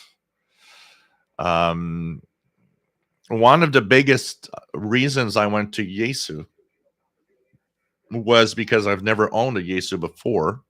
That was a thing that partly made my decision because I had an ICOM ICR 8500, which I find interesting. It's a good radio. It's not the best desktop around, but it's very good for what it is. And on VHF, UHF is definitely the best radio I've ever had. I just didn't like the audio portion of it, which was very harsh. And it's been something that I've noticed about ICOMs a lot, is that the audio of the ICOMs wasn't as good as many other radios. And so I thought of the ICOM IC7300. It was, decently priced. And here in Canada, we got to, you guys, you got to realize that the radios in Canada are very expensive compared to you guys in the US. With the exchange rate and all of that is crazy. So money plus, kind of looking at the Yaesu, I like Deluxe, excellent reviews. Some of them putting the FTDX10 into what is one of the best radios or transceivers out there. So I just, pressed the buy button on the Yaesu. It was at the top end, pretty much at the edge of what's the most expensive I wanted to pay for something, where the 101 MP was much more expensive. That one was not in the range of the money I wanted to spend on a radio. So yeah, that Radio New Zealand working that on transmitters, that definitely is a possibility. Absolutely. As Fred, I think you're right. Surface Go is ARM. Yeah, that's right. So nothing is going to work on that. On an ARM device, that nothing is going to work on that. It's just not going to work.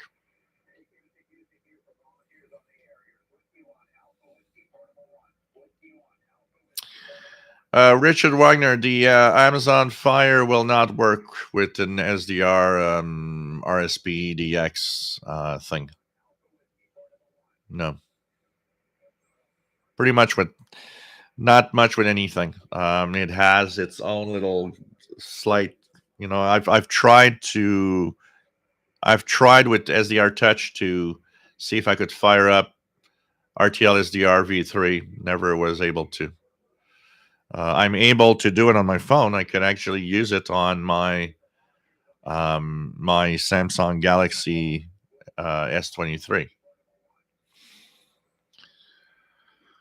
Paul Steckler says the reports are that the recent D808s have worse performance. So you know what? Maybe it would be worth for me to buy a new one to compare it with the old one, see if they've changed anything and if it's worse or not. Because I tell people to buy one, and if they have changed something and the performance is not as good, then maybe I'm not pointing people in the right direction. So okay, I'm gonna check that out. I think it might be worth it for me to maybe purchase a brand new one and see if it's still buy it from a place where buy it directly from XH Data basically to see if it has the latest board on it. Matt, MDK2 got some nice contacts during the CQ Worldwide WPX contest last week. Just 100 watts. You can get that SSB signal out there where people will hear it, and it's a big thrill when it's a DX contest. Yep. John Beckham, are you still enjoying DXing with your ETS 25? It's definitely one of the radios that I love playing around with. There's something about it that I just like. It's like an odd thing that you just go to and use. I just love using it. I find it fun to play with. I haven't used it in a little while though. I got to say that it's not been used in a little while. Where is it? I have it here somewhere. It's not very far, but I still have it on my table here. Nope. I have it here on my table, but can be very far. It can be very far. I can tell you that. Oh, here it is. Da-da-da-da-da. Here it is. It can be very far, I tell you. But definitely, you know what? You're giving me an idea of using it. Using it again. Do a couple of videos, maybe with the telescopic antenna on it. Definitely. Whoops, it's upside down. It's definitely a fun little thing. I enjoy playing around with it. Battery life is pretty impressive on these things. Also, I'm considering that there's a small computer and all of that in it. It's pretty decent.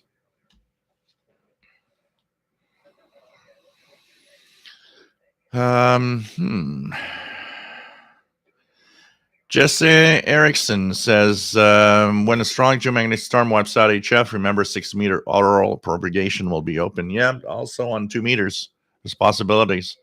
I was hearing Iqaluit station calling from Nunavut, Canada on 6 meters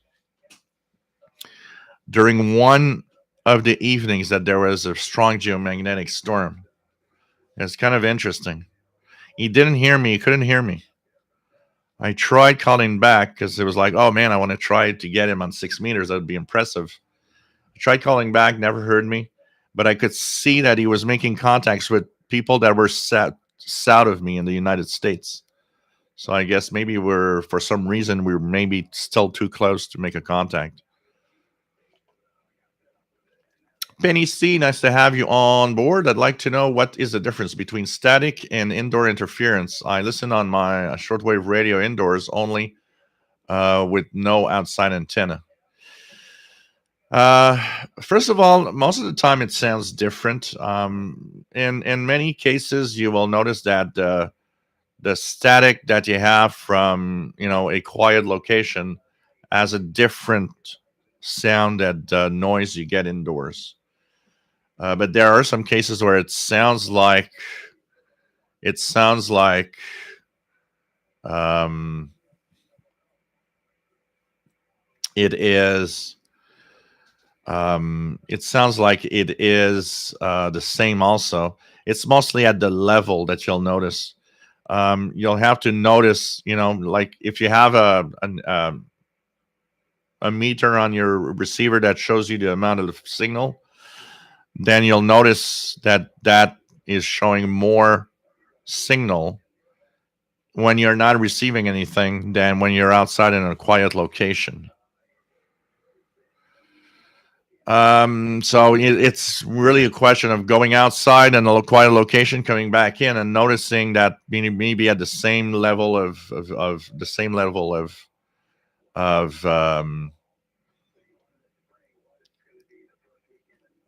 of volume, and you'll notice that there's maybe more noise indoors than it is outside. But static and indoor interference you can pretty much say is the same thing. Pretty much, static is static. But inside your home, usually the devices you have will often create interference that has a different kind of noise to it. You kind of notice that it's not the same type of interference, like being outside directly. Um,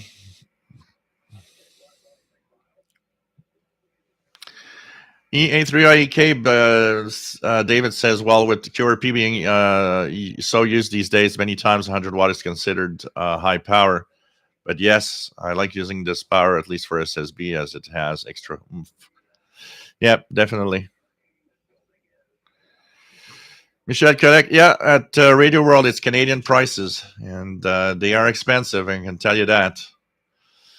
My Yaesu FTDX10 cost me Canadian 2,000, I believe 2,100, something like that. It's a lot of money, I can tell you that. I will not be buying another transceiver tomorrow morning. Jasmine, yeah, this one too comes with a stylus. But what I'm saying, and the one in the Spectrum monitor is the same thing.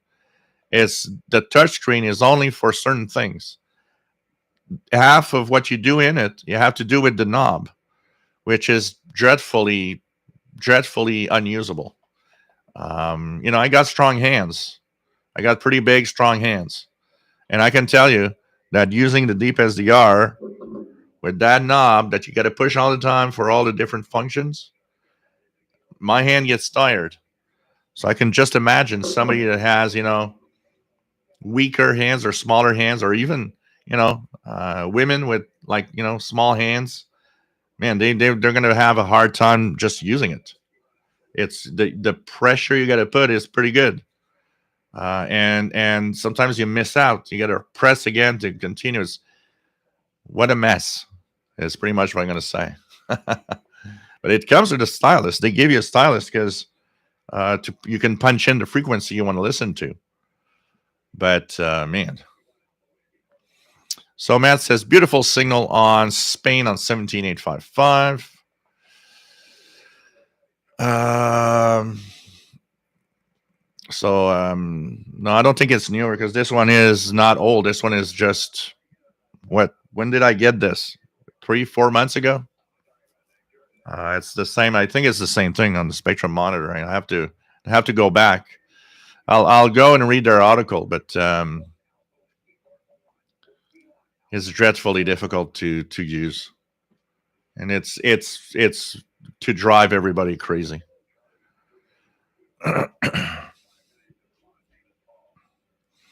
And 6RLS got the 2023 World Radio TV Handbook. Yes, it is. It does have more pages than the last one. I'm waiting. A couple of people have been mentioning they have a hard time with the book binding. That when you use it a lot, it kind of detaches, and it's maybe the weak point of the 2023 WRTH.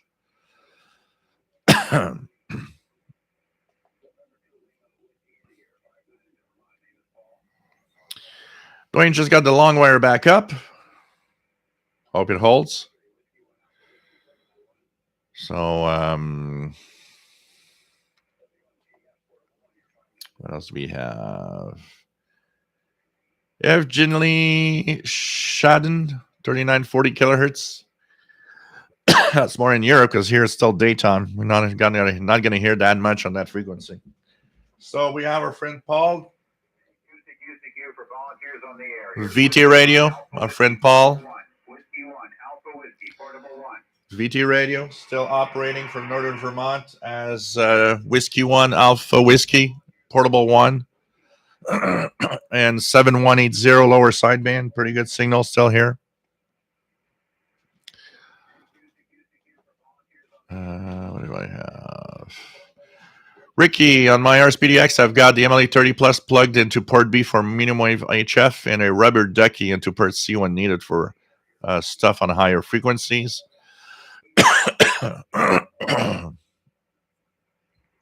Thank you, Greg. Vianney Arsenault, salut. Nice to have you on board, my friend.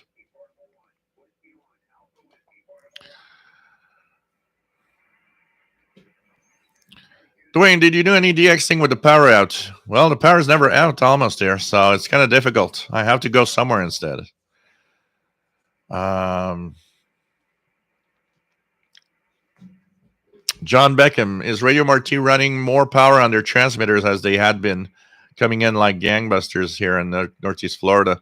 I don't think they're running more power, but the higher solar activity with better band conditions is probably helping that signal to be even stronger.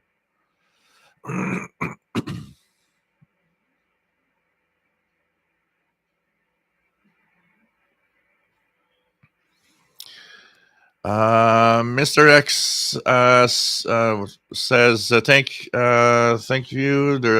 I think you made the right choice with the DX10. Great value for money. Yeah, I wanted to have something that was good, something I would love. And I think, I'm part how good a radio is, part how sexy it looks. I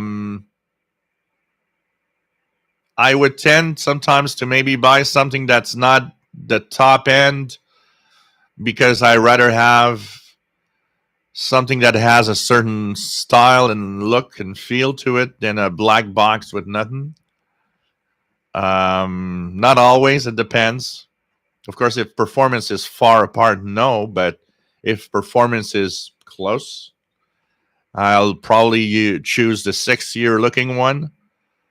I mean, the Yaesu FTDX10 is crazy sexy. It's a really beautiful transceiver with the touchscreen and everything. And the fact that I can plug in a external screen is kind of really cool also. So, I have this available for when I do live shows. And I got a mini PC on that. So when I don't do live shows, I don't need necessarily this big screen because I have the small screen with all the info anyways. So I'll, have something there like a PSK reporter or something related to amateur radio or, DX Summit to see the clusters, see what stations are on and so on. So, but, and I did see how highly rated it was. And I was like, well, it's sexy, beautiful, a little steep on the price, maybe a little more than I wanted to spend. But I thought, hey, I'm going to buy one. This is going to be my hand transceiver for years to come. So better buy the good one. Because I'm, unless I win the lottery, I'm not going to buy another expensive radio like that for a while. For sure. Jasmine, what's this station on 15415 Window of Australia?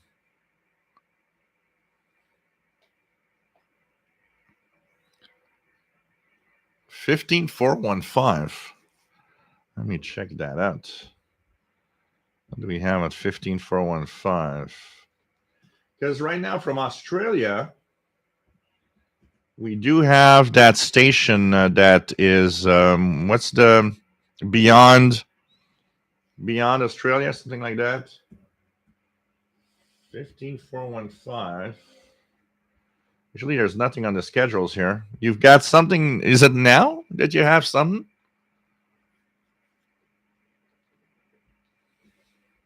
Because I don't see it on the schedules here. K6 SUD, nice to have you here. We have Paul Steckler says, Jill, I will send you a link about the D808 changes. Okay, thanks, Paul. Maybe it's maybe it would be a good idea to purchase a new one to test. Ricky says, speaking of Radio Martita running much later than before, I can't find any announcements about them extending their shortwave broadcasts. I did notice a few times lately that there are times when I punch in the frequencies and I tune around and I hear Radio Marti at times that I didn't hear them before. I noticed that also. Matt says, I will say that I'm still pretty happy with the Mycom IC7100 as my first and as far as full power HF goes, still only rig. It has 2 meters, 70 centimeter, along with 160/6, and it's less expensive than a 7300. Yeah.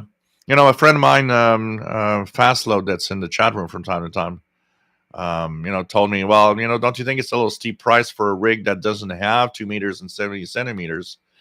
But I didn't want to have a rig that had that band, because I thought if I want to have something for the VHF, UHF, I'd rather have a standalone rig that does it.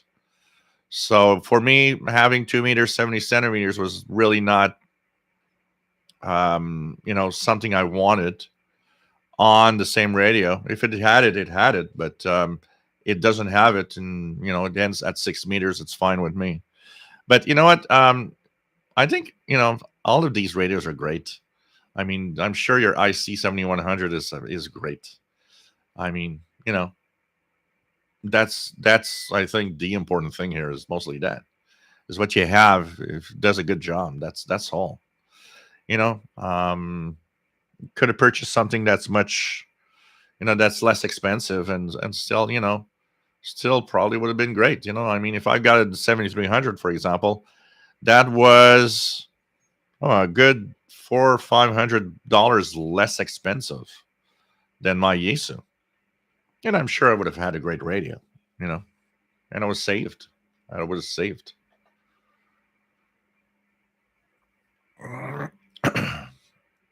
W5KY Jesse, DX10 is a great radio. I'm an ICOM guy, but I'm going to pull the trigger on the FTDX10. And sometimes there's that's one of the things. Sometimes we're pro a certain brand for me for a long time. If you would have probably if I would have become a ham in the 90s, I probably would have said that the rig I want is a Kenwood. I was a Kenwood guy. I had a Kenwood R5000, and I loved Kenwood as a brand and as the radios and the transceivers they made. So if I would have become a ham in the 90s, I probably would have had a Kenwood. I was a Kenwood guy. I probably not even would have considered an ICOM or a Yaesu. So I think sometimes we're kind of sold to a brand. It could be because what we purchased in the past from them, we're happy with it, and we're always happy with what we buy when we buy a certain brand. That said, I think all of whatever it's an ICOM, a Kenwood, or a Yaesu, I did look at the reports of how good a radio or the transceiver is, but I'll be honest, there's a limit to what we notice out of a radio on its performance level. So when I see something like, well, in my bench, in my technical bench, when I actually test out this transceiver, it has this noise ratio of dB whatever over that one, and it's like, yeah, who's gonna notice? Is mostly where I go to at one point. It was like, these are numbers, and numbers that are so small of a difference very often between all of it that you just look at it and you're like, yeah, so, really? It all ends up with how many contacts that you make with your radio. I'm pretty sure radios that are rated, in a list of 100. Yeah, so the FTDX10 finishes second on some, super technical level. But I'm sure that somebody that has one that's number 75 on the list, probably, if he's using it, it's probably making as many contacts as I do, and it just works. There's a limit to I did see the report. It's not technically necessarily what made me choose it, because I'm sure that on the top 10 of transceivers in the world, I'm pretty sure we don't see much difference between performance of the number 1 and number 10, if you can even notice a difference. And even from number 1 to number 50, it comes down a lot more to some features that some might have, or some ergonomics. But I mean, when you start seeing all of these numbers, it's like, yeah, okay. So, I'm sure everybody else does the same thing anyways. You got to a point where it's like, oh man, come on. There's a limit of, it's the same thing with high-end audio. When I see people, talking about high-end audio, the first thing that I think is, well, yes, definitely there are better high-end audio devices that give crisp, clear audio that, and less background noise than a standard radio or a standard amplifier. There's less noise in some amplifiers that are higher end. But there's a limit where you're like, yeah, but there's a limit you want to hear anything in the difference. And there's a limit that you hear, and especially as you get older, I know I'm partly deaf. I've listened to my Walkman and my stuff with high volumes with headphones so much of my life. I know I'm partly deaf. I know I've lost some of the high frequencies. So you get to a point of, yeah, but there's a point where whatever, you won't see a difference. There's a limit at some point, it's really that. It goes down there. And whatever you have, whatever you use is fine. Honestly, you like it, be happy. That's all. When I see somebody going crazy over a review that I do of a radio, like that famous radio here that I kind of, trashed a lot because it's too expensive for what it is. I know a lot of people have and own this radio, and they listen to shortwave and listen to stuff. And, but don't come and tell me it's like, well, I've listened to shortwave on this thing for 10 years. It's a great radio. Be happy. Don't go crazy over somebody else pointing out the faults of a radio. Be happy with it. You're happy with it? That's all that counts. But sending me hate mail because I trashed it, it's dumb. That's all I was going to say. Carl Icon is Shannon Volmet on 13264. Let's see how well we got it here. 13264.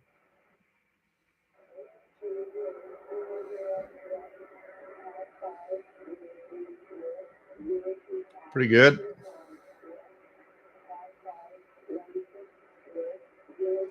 Pretty good. That's what it sounds like.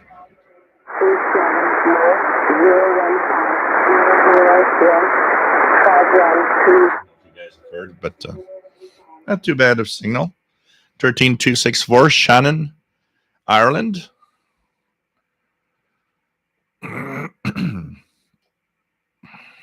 And you guys are reminding me that I need to finish my... What the hell's happening with my keyboard? Some kind of weird... Okay. Finish my utility column for the messenger tonight.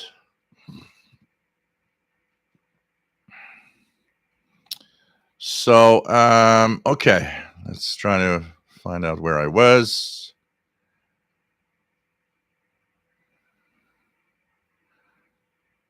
So nice to have you here, Sheila in Belleville, Ontario.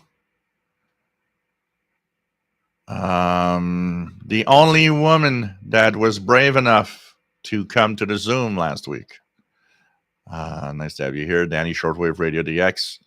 Nice to have you on board. Let me just try to catch up where I was. And,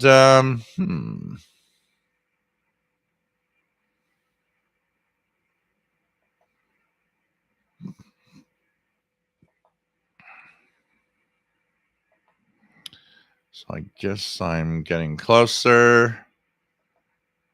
Okay.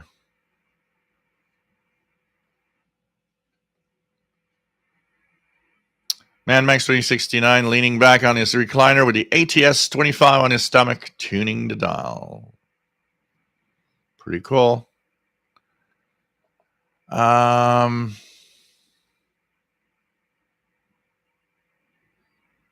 Oh yeah, Ethernet to power line is crazy noisy. No problem, Penny C. Mapef Pada says France announced that FM signal will be finished definitely in 2024. So should I buy a shortwave radio or it's not worth it anymore? Depends on what you want to listen to. FM radio and shortwave radio are two different things. In Europe, you guys in France have tons of things to listen to on shortwave. Much more stronger signals than here in North America. It depends what you want to do, if you are interested or not. Because that FM will go into DAB, probably DAB plus.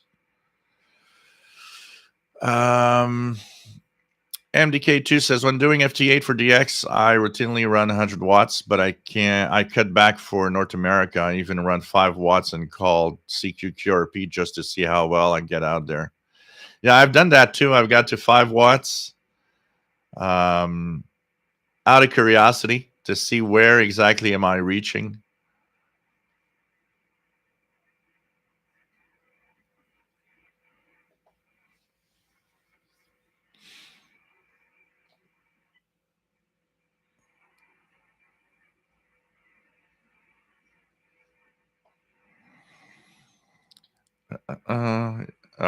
Too broke Tim. Ethernet over. We're talking about Ethernet over power line here. That's the noisiest thing of all. Matt says, "Oh no, the binding on the WGH is bad. That's not good. The former publisher used library binding. That's expensive, so I never minded the price of an old one, knowing some of it went towards that. Yeah, but not. I've seen only one report of that, so I don't know if it's maybe just a unlucky owner, or if it's definitely a problem over time."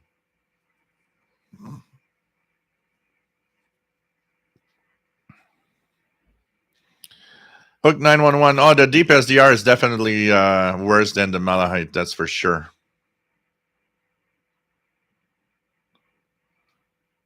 So actually, I can fire up mine. My Chinese clone here that I have modified to power up.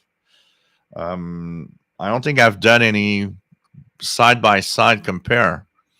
I think it would be nice to have a side-by-side compare of the deep SDR and the Chinese clone here. It'd be kind of interesting to see. If you give me in performance and what I can get out of it, including the audio, this little deep SDR, which is a Chinese clone of the Malahite, definitely is way much better than the deep SDR, and would be my first choice if I had one to bring along to listen to. But they both have flaws and both easy to overload, but that one at least is easier to manage and go into the menus and change stuff around. Jesse Erickson worked a station south of Ottawa from Minnesota on 100 watts during the last week's geomagnetic storm via Aurora, 6 meters. A Yagi is almost necessary to talk via Aurora. I'm glad you tried. Well, I tried. Never know. I've heard him, so I thought, well, I'm going to try it. Nothing hurts in trying. And if it works, it works. It doesn't. Jim Gordon recently holidaying in the southeast of England on the English channel. D808 was receiving mostly French stations, some in stereo on FM. Some great music. Greg Scherer, 73. Take care, my friends. VG Radio, Paul AA1SU, finally off the air. It was nice to hear you. Since we made our contact earlier, I left my Yaesu on 7180. I was listening to you all afternoon, making your contacts with other stations. So you were coming in great. Anyways, you could see you could see on the waterfall here on the display that your signal was strong. But hey, it was fun to have a voice contact, you and me, for the first time, and with a pretty good signal too. Mapef Pada says, yes, France is using DAB now, but I love shortwave radios. I'm mad they won't cut it. Would like to buy a shortwave radio, so I'm frustrated. You're definitely going to have a lot of things to listen to on shortwave in Europe. And France, there's going to be a lot of things to listen to.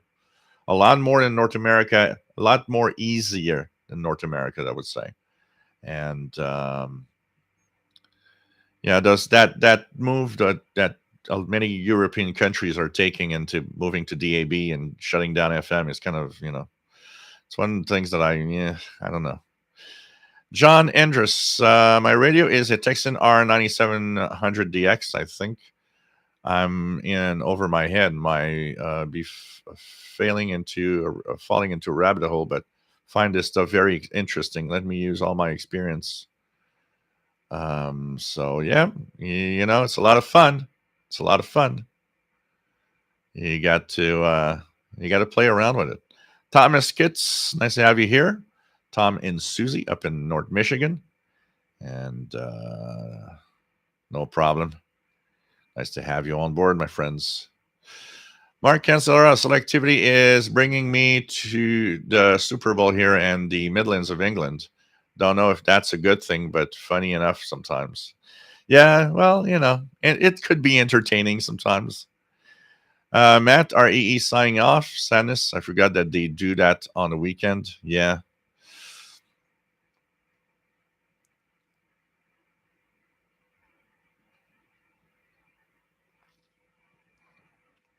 Paul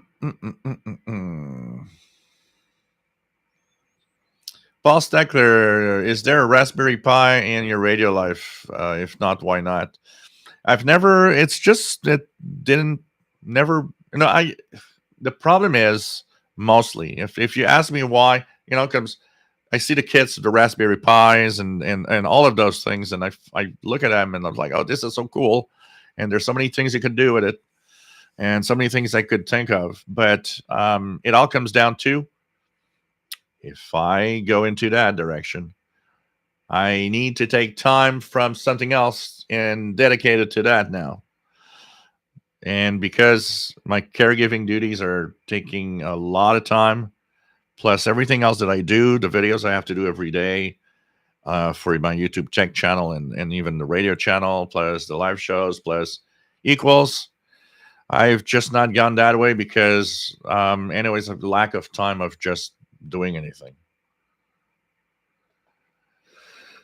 VG Radio, thanks for the contact earlier. 172 QSOs in 4 hours. That's pretty good.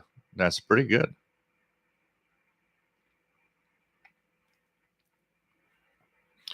Dalmich says nothing on 15415 here in Alberta. And there's nothing on the list, actually. For 15415 has nothing written on the list here for some reason. There's no station on that frequency in this. MDK2 Matt says, if I could have had full HF privileges on my first license, I probably would have had the same thought as you. Limited tech privileges informed my choices. Yeah, okay, yeah. That's something. It's something I never think about, and about those differences with you guys in your license capabilities.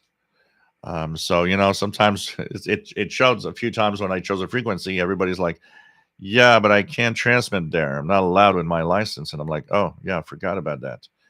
At least that's one of the positive things here is that the basic with honors license gives you access to all the HF frequencies. There's no limits there, and that's the good part here.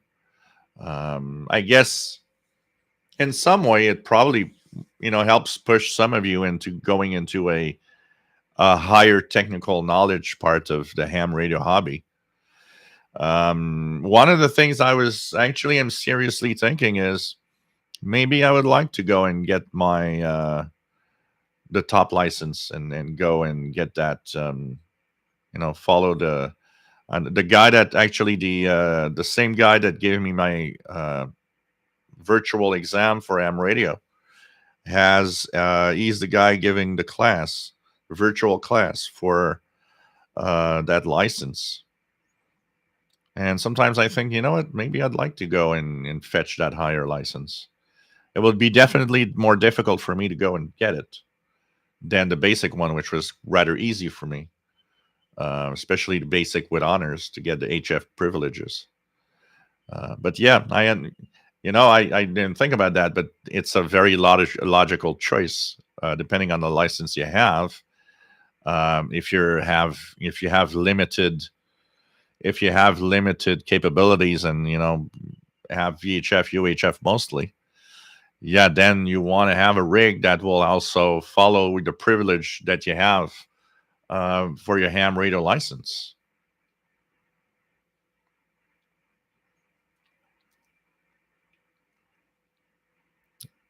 Jasmine, Radio Australia. Yeah, Radio Australia is gone for a long time. Radio Australia has been shut down, unfortunately.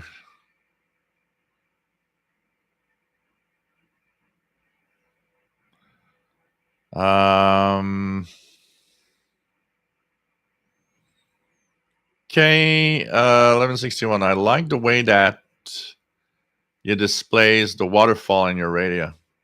Yeah, this one is a 3D display because you have this, you have the standard. If I go to remove it like this, you become in a standard SDR with a waterfall. But somehow I've got accustomed to using the 3D one. You got to get used to using the 3D waterfall because you gotta. So, for example, here I have to I'll push this down a little in the level because you want to have as the least amount, of information there, so that all the 3D signals actually peak out, and then you can go to and get the different signals by seeing them show up on the display. So and then you go and fetch the signal. Here's one.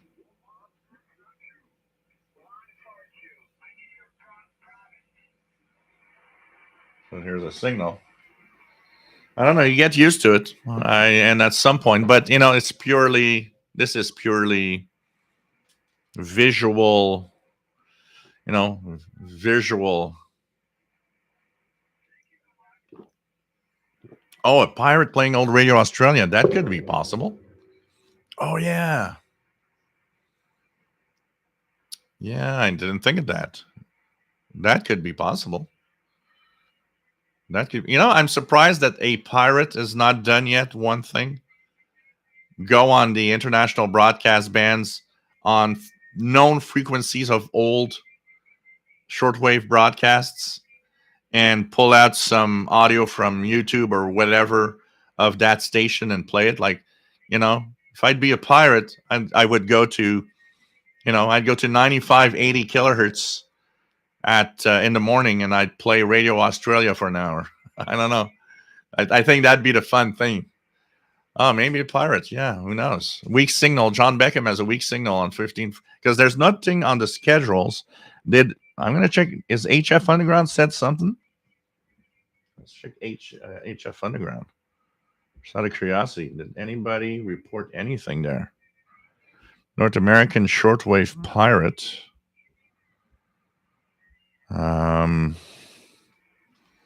Nobody's reported anything there. So, interesting. That's interesting.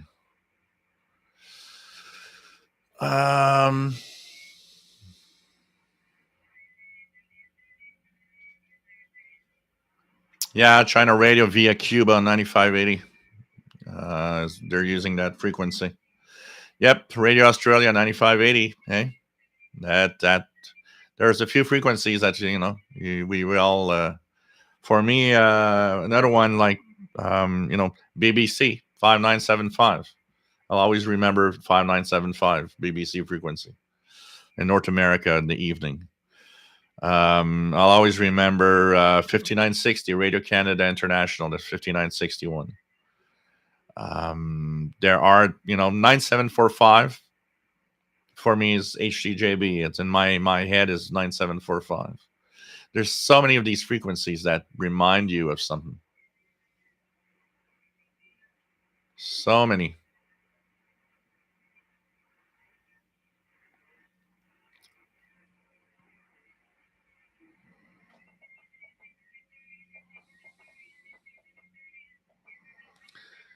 Let me just try to get back where I was.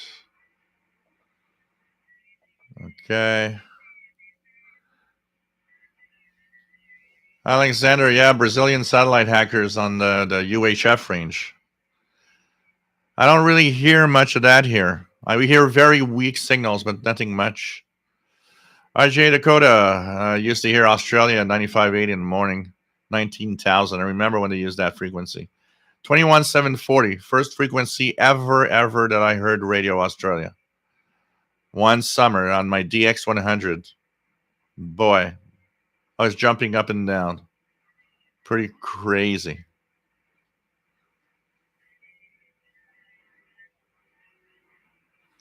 Vianney says, we are ready to have any good reason to buy Yaesu, Kenwood, or Icom. That's life. Don't worry, be happy. Exactly. That's all. Vianney says, me, I have had chance experience for all of the brands and all have good to be reason to be first. Yeah. Mark W., nice to have you here from Vancouver. Jim Gordon, radios. We are so lucky these days with what we can get for a relatively little money. For example, D808, PL330, 310, R108, V115. There is room for loads of opinions on these. Let's be tolerant. MDK2 says, a guy at the local HRO told me that Icom, Yaesu, and Kenwood are like Ford, Chevy, and Dodge Ram. People basically are brand loyalists. I believe it. It actually sounds like that. I'm the only one that messes up that theory. It's like I went to Yaesu now. I had an Icom. I got a Kenwood. I've tried all three, and but definitely there would have been a time I think Kenwood would have been my only choice. It's what I like. There are a few things that sometimes appeal to us on a brand also. I've noticed many times I've heard Icoms or Kenwoods a difference in the audio processing, the audio output. Sometimes maybe that's the thing. I think also, why you could be a brand loyalist, they often will create a radio and the other models that follow will try to, even though brand new and different in the look and style, they'll still have a way of putting the buttons and the controls that you bring on that new Kenwood. You're kind of used to where everything is, even if it's a new radio. And same for ICOM and so on. They, you feel at home even with the new one.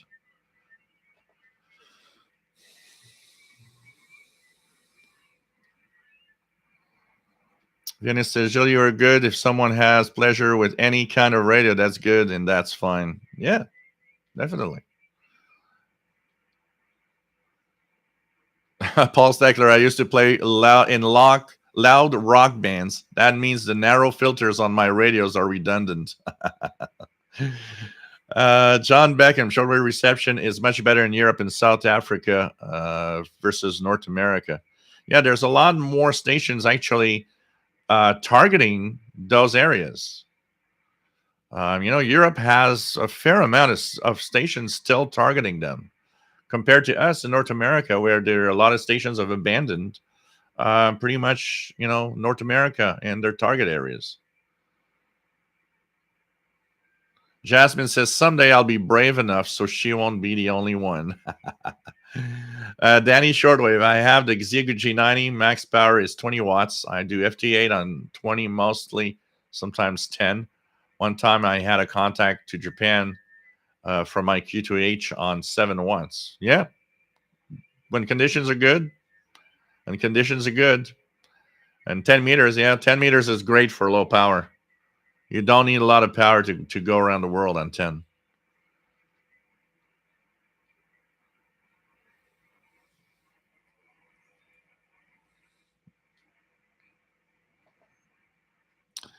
Others out of Crafter's Kitchen. Gilles, the criticism you received on your review is similar to what I received on the Sony 2010. I own the radio, and no way were my words meant to be taken personal by owners. There is no perfect set. There is no perfect set. No radio is 100% perfect.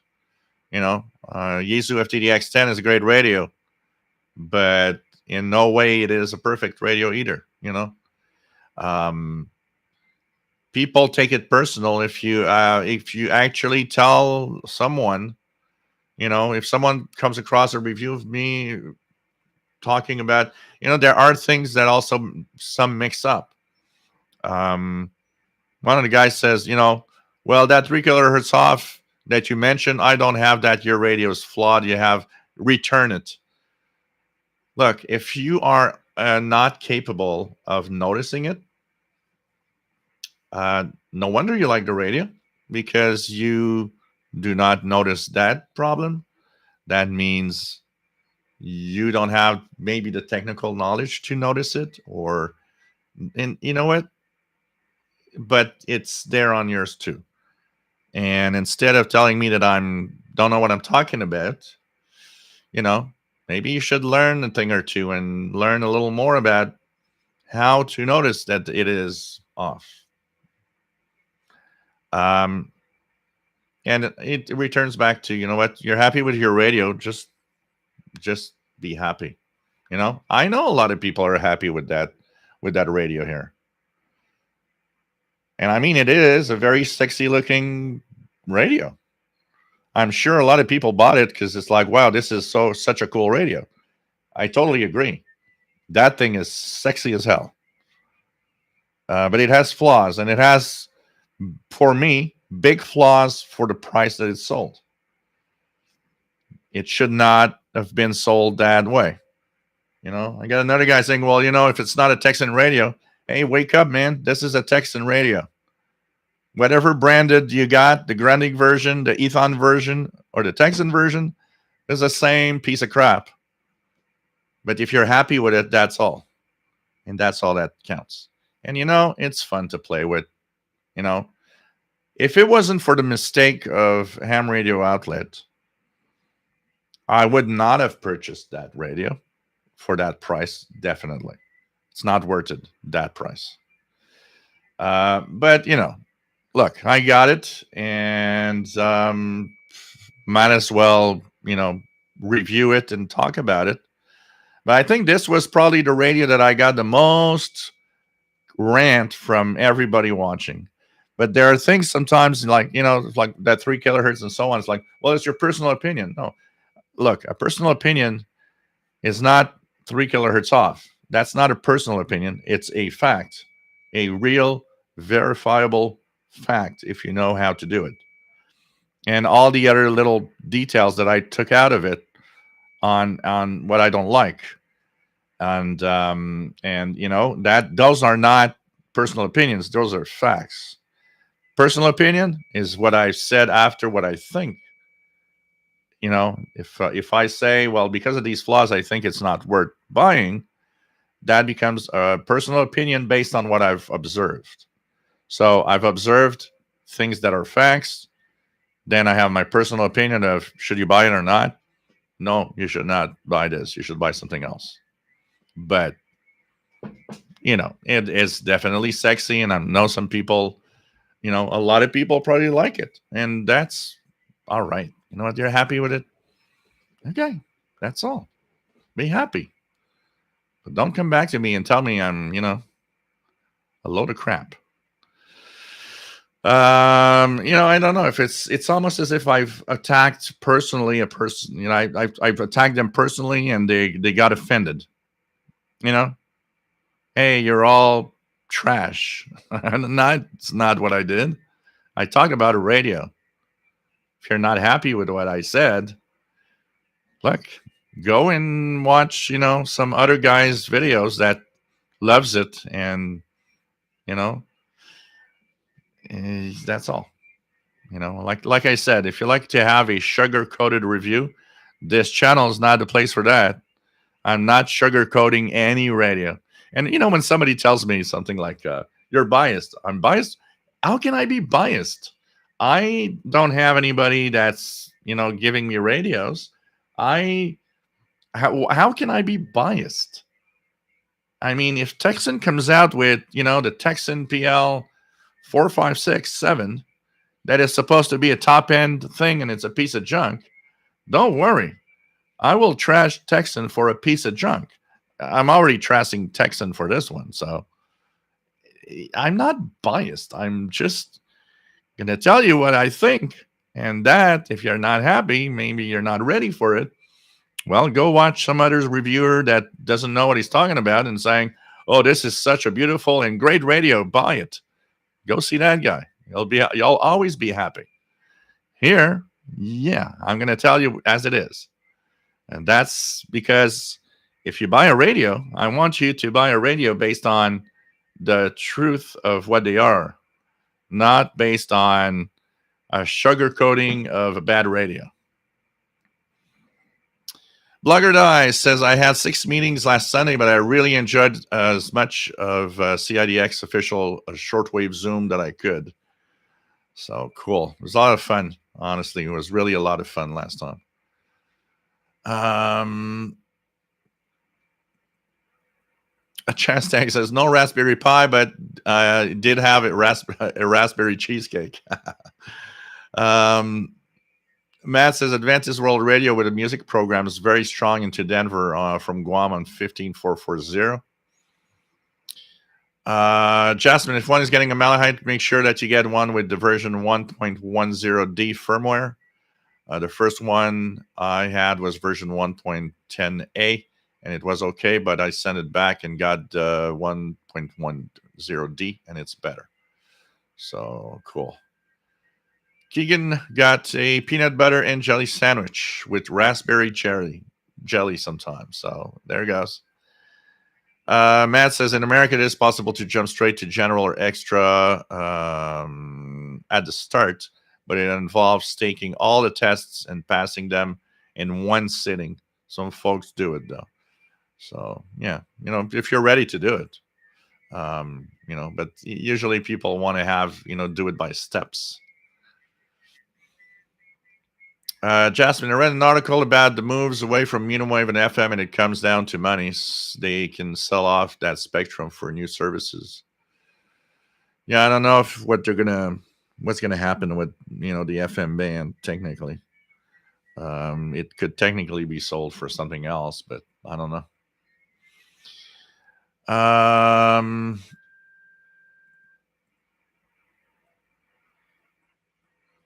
Yeah, KW61. Don't forget to review the upcoming April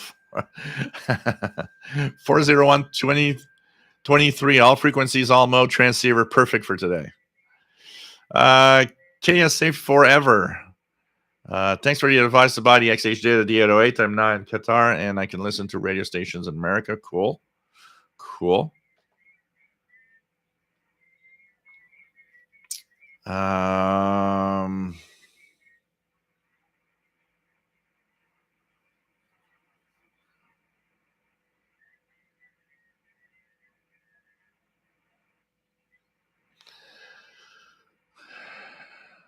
So,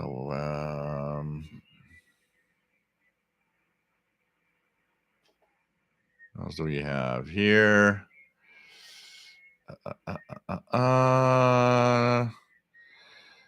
Yeah, you know, Vianney, there's a lot of things in there. Sometimes the interface you're using. For example, if I use my smart TV that I have here on YouTube, I have no idea how to do a thumbs up.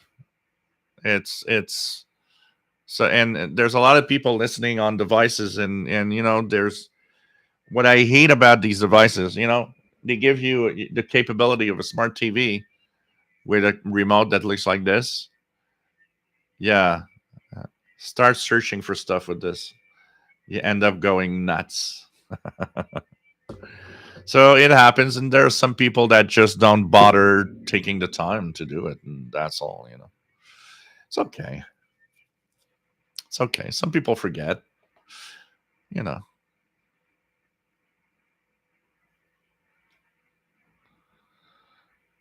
Well, that was an exception to the rule, Jasmine, because I did. Actually, no, I did not. I got the RSP1A free also, but I didn't get it from SDR Play. Now thinking about it, I never paid for an RSP devices, so yes, I could be biased technically, but I'm not. Actually, it's a personal feel. It's a personal feel, but I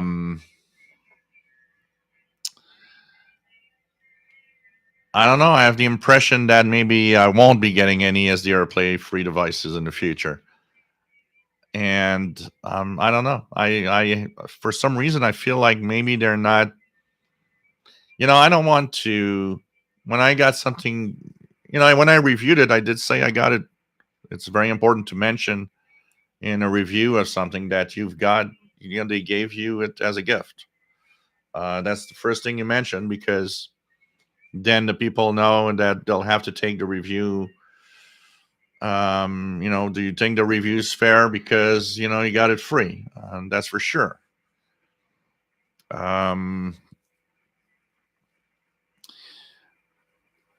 But I don't sugarcoat anything. So if you give me something, I will not. If it's not good, I'll say it's not good. And I know you'll never give me anything after, and that I don't care, honestly. And that's why I prefer buying. Look at the XH data.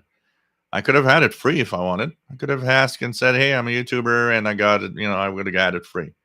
I didn't want to do that because for me, you know, it's something that I can't accept in general to have something free to talk about. So by purchasing it, for me, it makes it more serious on this channel that, you know, I can talk about it. And, you know, I bought it with my own money. So whatever I'm saying is based on I bought it with my own money. Mike WX50 6090 Radio Luxembourg. Yes. 9580 Radio Australia. Yep. Yeah, it's amazing today the amount of radio receivers we have at prices that are decent. I mean, you know, if we would have had, if we would have had radios priced at that level when in the 80s, it would have been great. Ricky, Radio Australia 9580 was my alarm clock radio settings in the morning. I'd listen to that before going to school. Remember listening to Radio Australia before going to school? That often was the case back in the 80s. Matt, Radio Australia 9580, evening 17840 during the day. You couldn't get it around the clock, but you could usually get it at some point every day on both of those frequencies. Yeah. Jasmine, so what is this station on 15415? I'm hearing another dead station come back to life. Yep. You've got a haunted radio, Jasmine. Do you know that? You have some radio that's bringing back dead stations. By the way, what's the brand? I want to know. That would be a good shortwave scary movie. That would be a great scary movie. I should do a little set and do a short and call it, haunted shortwave or something. And like, be super happy I come home with a new radio, and then I learned that new radio is hearing only the voices from the past. That'd make a great little horror movie. Oh, man. KW61, yeah, 15070 for the BBC. That also, I remember, a 19-meter band. Man. 12095, that's been there forever. Still there today. Artist Crafter's Kitchen. My late father had all and ICOM, Kenwood, and Yesu and liked to mix it up. He thought they were all good. They're all good, definitely. Oh, man. RJ Dakota 9580 was a common radio RSA frequency to North America. Yes, that's true. 9615 was another one that was pretty decent. Another common frequency used to be 11900. Of course, the 25790 11-meter radio RSA frequency. Oh, man.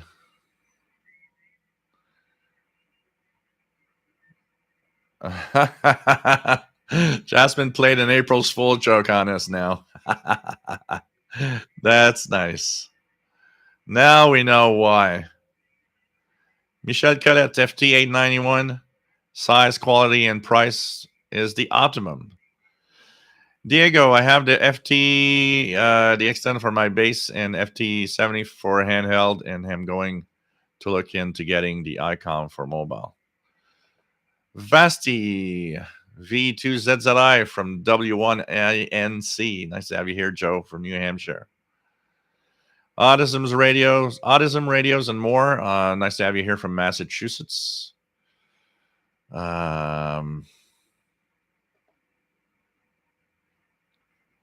What do we have? MDK2 Joe, I'm not ever watching you ever again because you don't like the Satellite 750. Say you love my radio. Say it. Oh, man. And 6RLS, currently monitoring interest U.S. Marine radio channels. Yep. Here it's fun in Montreal. I'm lucky on the VHF range. I'm very lucky because we have pretty extensive railway.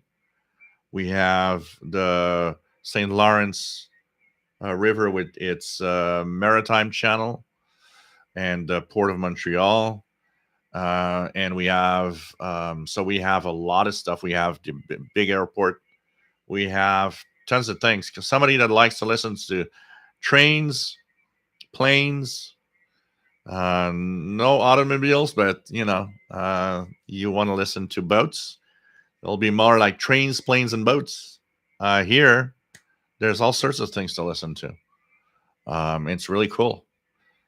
It's fun to live in a place that's got all sorts of various activity like that, and it makes the use of a basic scanner here still interesting. Even though the police is now gone, encrypted. What is all the Crafter's Kitchen? The first question I got when I said the 2010 was not the greatest was, did you change all the capacitors? When I said in the first sentence it had been totally recapped, the internet obsesses over caps. Yeah. I totally get it. When people go for let's recap a radio, I always kind of, okay. It might bring it back to its peak performance of the day, but still, I'm one of those. It works, it receives, seems to be sensitive enough. I'm not gonna have anyone playing it unless it fails, personally. And Artist Alley Crafter, you took a radio that is, almost like God. It's like talking about God when you talk about in a Sony 2010. If you start messing around with that, they're not gonna hear the end of it. Matt says people want their choices to be validated by reviews. It's the same with everything. Yeah. And what happens is that depending on the knowledge you have, you might find that what you have is good. Hey, when I got a realistic DX100, I thought it was great. I was hearing the world. Later, I noticed, hey, it's a piece of crap. But for me, it was the greatest radio in the world because I didn't have the knowledge at all. Diego, for the amount you pay for the Ethon, you can get twice the radio. John Beckham, I have always valued your radio reviews because you give a rather accurate account of a radio's sensitivity. I've owned enough radios, and I have enough radios that I can compare with to have a pretty good darn idea of its performance level. Blogger Die, the Angrongda HRD A320 Radi FR 320 is sexy looking radio until you realize how tiny it is. That is a big surprise. The size of radios is a big surprise most of the time. I remember one of them that I thought was bigger. It's actually the D808. When I got my D808, somehow I was on the impression that I would have had a bigger radio. I don't know why. I was surprised at how small it was. And it happened a few times with some radios like, yeah, this is tiny. Okay. I was expecting small, but you know what I do now? A lot of times when I see somebody that talks about it, now what I do is when they do talk about it, I look at the size of their hand and the radio when they hold it. And that takes out the surprise because it's like, oh, okay. So I should expect a radio that's that size. Okay. But if the radio's just alone on a desk, yeah, how big is that exactly? I'm not really sure how big it is, Chastank, Marine Radio listeners, huge accident on Ohio River in Louisville, Kentucky. Major barges broke loose. Must be a lot of communications there. Vasti, ICOM 9500s for all. One for you, one for everybody. Jasmine, people took your MLA30 reviews personally. I saw lots of salty Wellbrook and W6LVP loop owners lash out or dismiss your review. Oh, definitely. I know that, it's the same with the Sony radio. When I gave the MLA30 a review that it has, and I see all these people with Wellbrooks and W6LVP loops, and go look at one of their blog, go to a Wellbrook blog and look how pretentious these people are. Just by the way that they talk about their antenna. It's, yeah. Matt says, I felt bad about the W6LVP being a poor experience for the show, especially after I learned how much you had to pay for it. I'm going to tell you one thing. But you know what? I'm not sad for one thing, is that it just adds to my, somebody told me it's because you paid too much for it that you're frustrated. And I said, no, I'm not frustrated because of the price on that antenna. I'm frustrated because I noticed that a $40 antenna was as pretty much as good. It's all I'm gonna say. And I don't know why people buy something like that, and it's it. I don't know. It's because it's expensive. It has to be good. No, it doesn't mean anything. You know, I'm sure that although most of the time ICOM, look at the ICOM ICRD 500. There's one example. Somebody told me, he said, "Oh, the ICOM ICRD 500, best shortwave radio that exists out there." And I said, "Nope. I own the Kenwood R5000. It is superior to the 8500, and the Kenwood R5000 definitely was superior. I noticed it the first hour I used the ICOM ICRD 500. That said, it is very good. So what I'm saying is not that it's a bad radio, but it's just not what I'm expecting for a radio that costs that much money. But I'll accept it because it's a wideband receiver that has VHF, UHF, and because I've owned scanners before, yeah, the ICOM ICRD 500 is the best VHF, UHF receiver I have ever owned. That there's no doubt about it. And I was capable of accepting the slightly lower performance level of the ICOM ICRD 500 versus my Kenwood R5000 I had at the time, because it was still very good and it was still a great radio anyways. So it's not because you're paying a high price that it's necessarily the best one around. And there are things, and I have enough experience with radio to know what a radio is all about when I start playing around. So, KWN61, am I forward or reverse biased? Sometimes I think I'm reverse biased when I see all the people trashing me.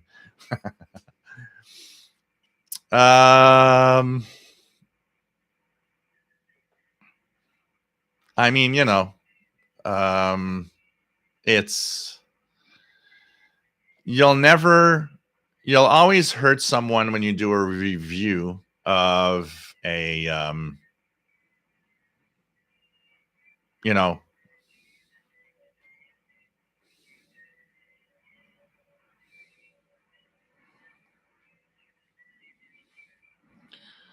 just lost my spot here. Sorry, guys.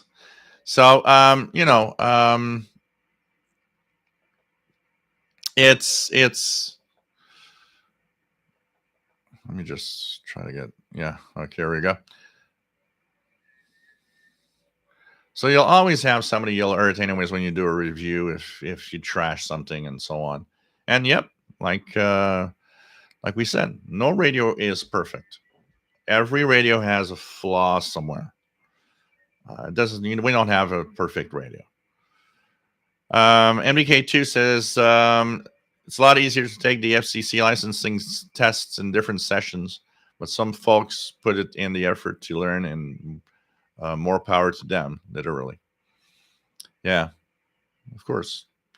And 6RLS listening to U.S. Marine radio channels in the San Francisco Bay Area, mostly just very routine traffic, but the waterfall display on SDR Uno will show active frequencies. Yeah, 156, 800 is always the... Here at the Port of Montreal, that's where it's all. Matt says, wasn't there someone who wanted to sponsor you, but they basically wanted positive reviews in exchange? Yes. A big name. A big name that we've been mentioning so many times since the beginning of the show today. And I'm not gonna, actually, what I never did, and you know what I realized on watching one YouTube channel at one point? Because, a lot of YouTube channels get sponsors of all sorts. And I don't know why I never thought about it, but in my head, it was like I don't want to have a radio sponsor at all. And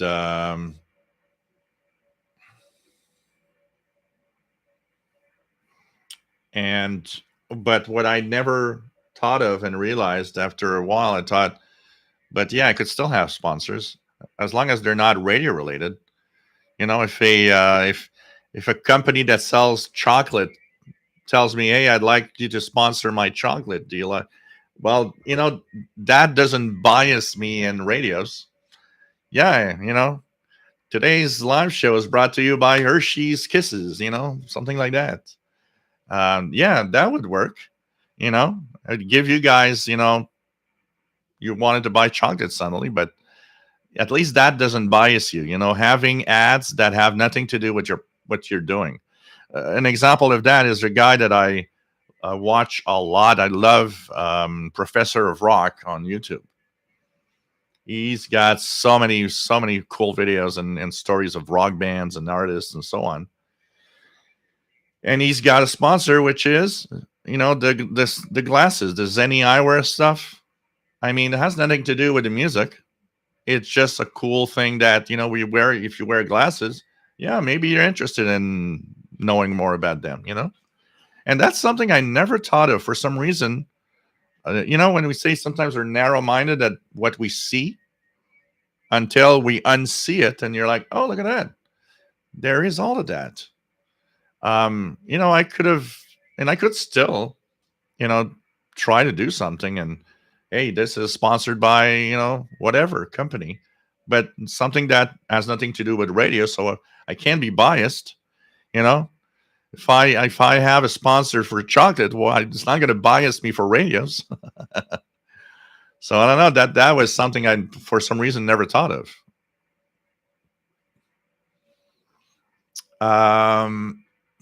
RJ Dakota, I usually use my phone in concert with my TV on the weekend program. Yeah, that's what I do mostly. What I usually do on the smart TV is use my smartphone and just, you know, that's a much more fun experience, definitely. Idaho Head. Last year, when getting back into shortwave of 50 years, I started checking out radios and was attracted to the 750. It is eye candy, but thanks to reviews, including yours, I opted for the Texan 990. So, you know, in my opinion, you got a better radio in the 990. Right tired. Is there a SDR dongle software with built-in DRM or HD radio capability?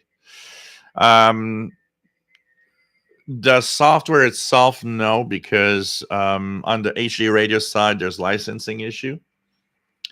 Though some will have DAB because I think it's open source. As for DRM, you can technically use Dream software that's available for download on the computer to the code DRM. That's what I see most people using. Adesh Manar Rankamson, nice to have you on board from Trinidad in the Caribbean. Nice to have you on board. So, yeah, well, you know, we still have a little bit of time. We've been on for 3 hours, but I'm going to go down slowly what people are saying, and we can talk about. Yeah. So welcome aboard.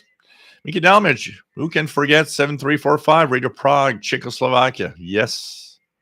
7345. Yes. Matt says, I do like my 750, but it's far from perfect, and I'm glad I paid $300 for it. But if I knew then what I know now, yeah. But, you know, it's listenable. I will, you know, I'm afraid to make videos of with it. You know why?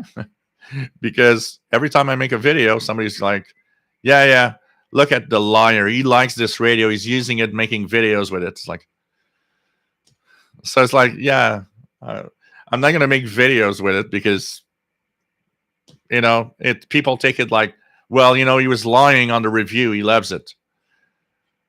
Look, it has flaws, but I can listen to some shortwave stations on it. You know, come on. Oh, man. It's just crazy people out there, and on YouTube particularly, because they're invisible. They're not going to say it in your face. None of them going to say it in your face. But oh man.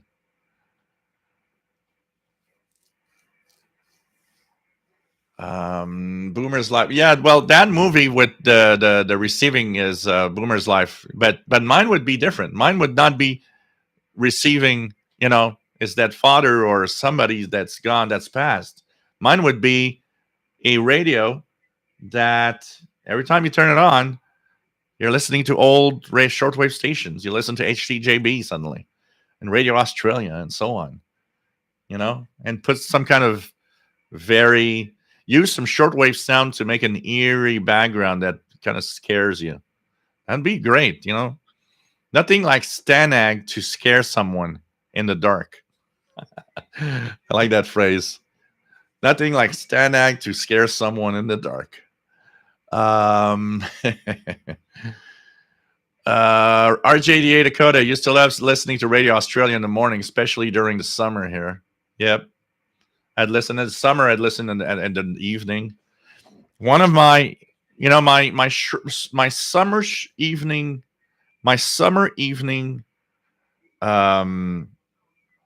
radio experience of my teenage years. That I, it's different today, but I miss because there was more choice of interesting stuff. But still, today I've replaced my summer evening listening has replaced on Radio Australia with Radio New Zealand. It's kind of cool. Radio New Zealand is really cool to listen to, and it's really, really strong signal too. So there are things like that, but my summer evening back in the teenage days where I remember listening to, I had kind of a ritual. I would listen to United Arab Emirates English broadcast on 15400 on 15435, I think. Late in the evening, like at 11 p.m., like it was like 03 UTC. They would come in really well with their English broadcasts. And then I could switch to Radio Australia for the rest of the night. Stuff like that. It's kind of cool. Jasmine says, I trust your reviews because you do mention that. Sheila says, I can honestly say that I love your candor and your reviews, Jill. Ignore the naysayers. Yeah. I got a few that were eliminated from the Facebook group this week because of something that I posted concerning somebody that has two hands and a radio. George, Radio Australia was a great station as far as I know. Yep. Boyd says, loves is Kenwood TS870. Cool. Richard Califano, some YouTube videos show how scary numbers stations sound. Yeah, there's one that's kind of a very, they put like a the picture to try to lure you to the video is like a gas mask or something. Just looking at the picture is like, okay, it looks scary as hell. I want to watch it. RJ Dakota says, I would rather Jill be honest in the review, so if I do need a new radio, I would know which one to get. Yeah. Chastang, there's a movie about a guy used his dead father's ham radio to talk to his dad. Yeah. A 750 boat anchor. But we were joking about that, Michael. The 750 is too light. It's going to float. It's not even going to be a boat anchor. Oh, man. Blogger died of $550 US. I paid for a new realistic DX300 radio in 1980. It would be $2,023. So yes, radios are a bargain today. Yep. And a Texan PL 990, for example, at $200, 200 some bucks, is a much better radio than a realistic DX300 was. I owned a 302, which was technically roughly the same receiver, pretty much. And I remember its flaws that it had, including its dreadful, easy overload that was very, very unique. If you had a strong station next to a weak one, it would higher kind of the noise floor of the radio, and then you couldn't hear the weak stations close by. And I noticed that because back in the 90s, in the 80s, sorry, Radio New Zealand was very powerful. Today they have 100 kilowatt transmitters. When I listened to Radio New Zealand, it was a huge, here on the East Coast, Radio New Zealand was a DX target in the 80s. They had only, I think it was 7.5 kilowatts of power. And it was a tough catch in the 80s. I remember that I was always trying in the morning on 6100 kilohertz. The only time that I heard it was because Radio Canada International, which was booming on 5960, was off one morning. So that noise floor wasn't there because it wasn't overloading my radio. And now I could hear Radio New Zealand. And also that made me understand, yeah, this is kind of crappy. Every time there's a strong signal, it blocks the weaker ones. Richard Califano says, back in the 90s, took Amtrak from Albany to Montreal to see baseball at the Olympic Stadium. Yeah. The Expo Stadium. Yeah. Boyd says the Texan PL 368 is remarkable for $79 and fits in the shirt pocket. Yep. Jasmine says, yes, you'll do it for Halloween. Yeah, you know what? It's an idea I want to do. I want to try to make a little set when time permits and do some,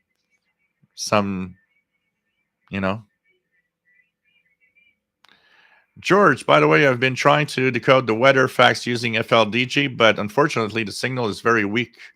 Any recommendations? Well, if the signal is weak, it's always a tough one. So you'll have to definitely try to find one of the broadcasts that's much stronger. Do you have the broadcast list from NOAA? There's a PDF that you can download. It has all the stations that have weather facts with their schedules and frequencies. Get that, and in there you'll surely have one of the stations that is much stronger, so that you can get the signal. If you're talking about the audio being very weak, that's a setup that you need to change in your computer. You need, because the input level, there's an input level and there's a volume for the input level also in computers. KW 1161, Joe, a new co-star in Planes, Trains, and Automobiles.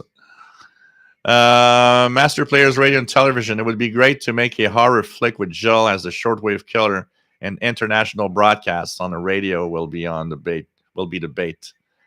The shortwaving. Oh, I like that. Keegan, you got the title. So the title's here, the shortwaving. Definitely. Coming to theaters near you, the shortwaving. And then you put one of the creepiest interval signals on, like Voice of Korea. You put like a really creepy interval signal with a bit of Stanag in the background. And it's like, coming this fall, the shortwaving. Rated PG-13. Oh, man. All the radios I bought were because of your reviews. Didn't go wrong, says Richard Califano. Yep. Matt Davis Grubb, a writer from the 40s and 50s, best known for Night of the Hunter, once wrote an unsettling story about a radio that couldn't be turned off or the volume turned down. We're going to do the same one, but you know what? You can't turn it off and you're stuck with Brother Stare. Oh, God. That's like being in hell, I can tell you. Jasmine, does anyone else think Jill would make a good Santa Claus with a big sack of shortwave portables? Michael says, agreed. You do a good evaluation of radios. KW1161 says you used to send in your Sony. What is that? You used to send in the Sony 2010 to Tokyo, Japan factory, and they would rebuild it for about $250. Unfortunately, That was until the leftover parts were gone. They stopped doing that. Wow, that's interesting. I didn't know they would do that with their the 2010s.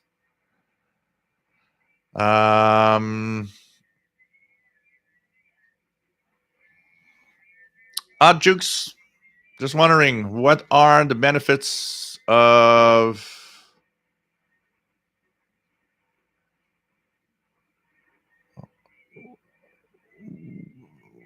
what? I don't get the question, Odd Jukes. EDCing a radio. Richard Califano, second MLA 30 or multi-coupler.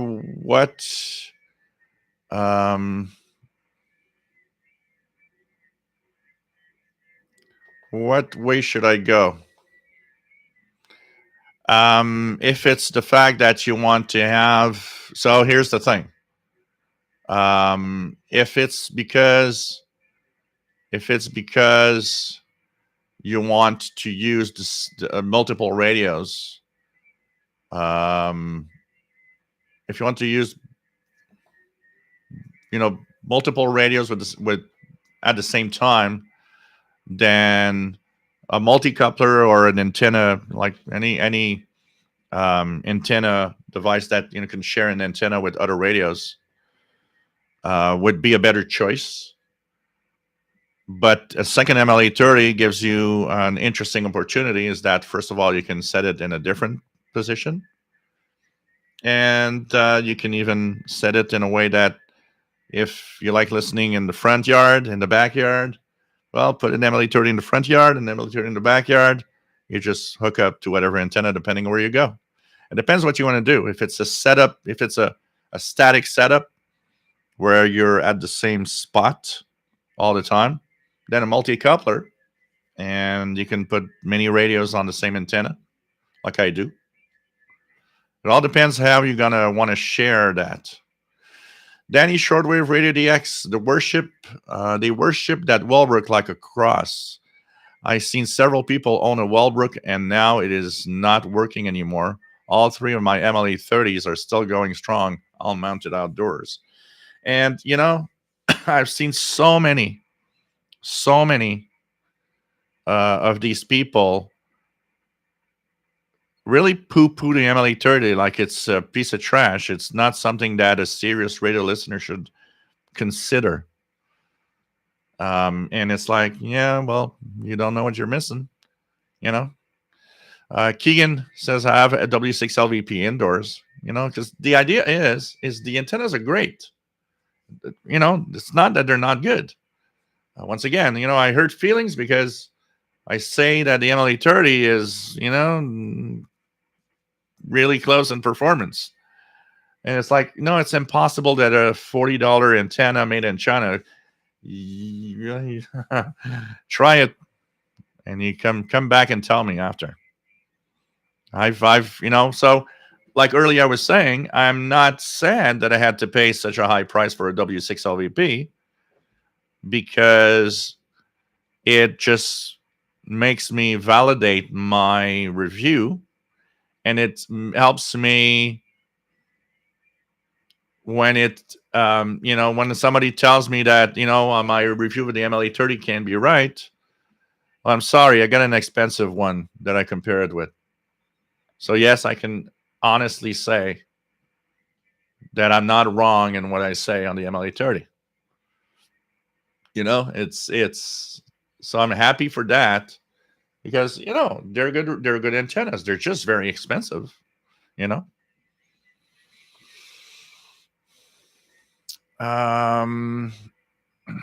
6RLS, the one hit on MLA 30 is that its wirely loop might not work as a null device as well as a more rigid loop.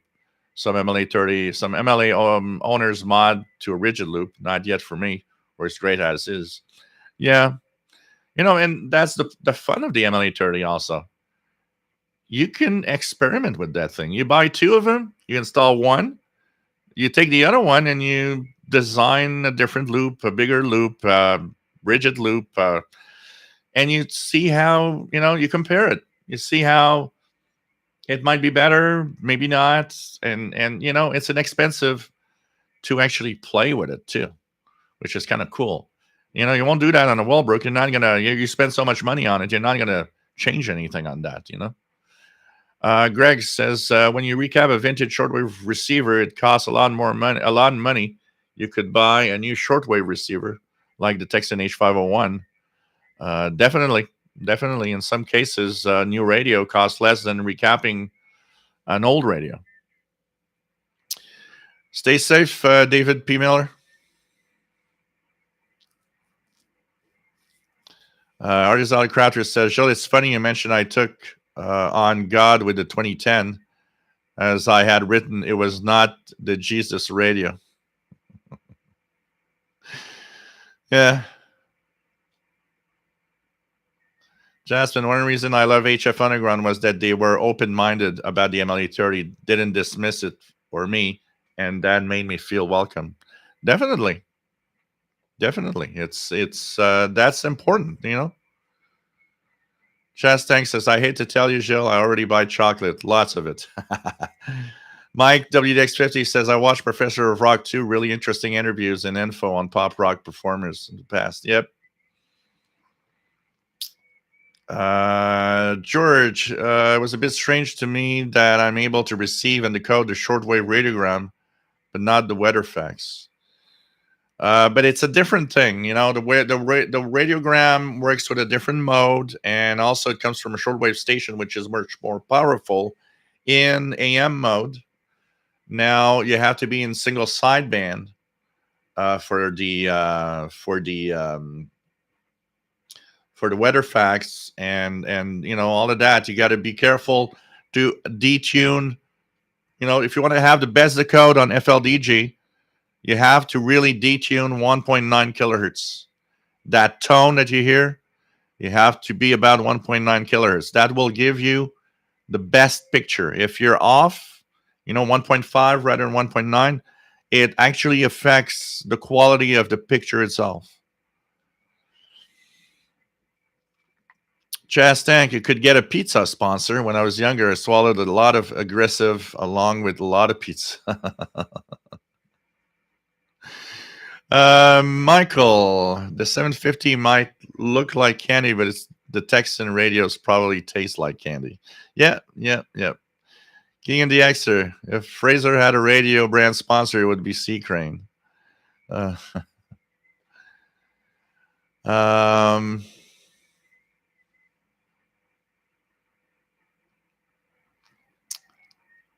KWN61, today's the day to get the Professor of Rock, the single of Disco Duck. That seems to be his favorite single.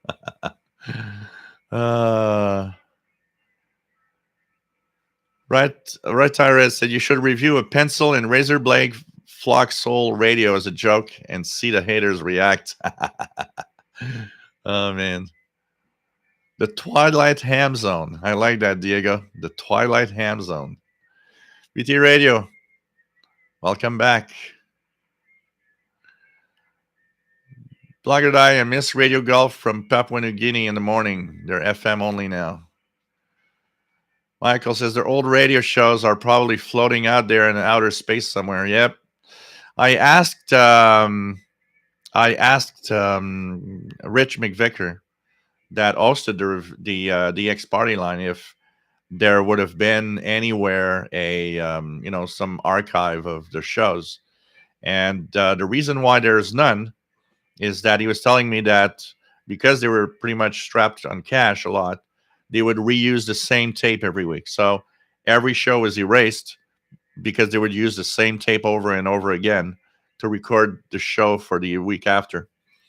So that's why they don't have any archive of the shows or anything. But there's a lot of stuff on the on YouTube and on the internet too, where I could find old programs. There's a lot of videos of full 1 hour programs from old stations from the 70s and 80s and 60s even. So there would be a lot of stuff I could use. Chastang, old radio picking up the past, hearing Titanic sending SOS. That would be scary. Yeah, that would be. Oh, you know what? That's the thing. I'm going to take out one of my All-American 5s and pretend It's a shortwave radio. So it's going to be an old radio. All I need is a first scene, like, I've just picked up a radio at some, flea market or some, weird place. Take care, Ricky. Always nice to have you on board, 73.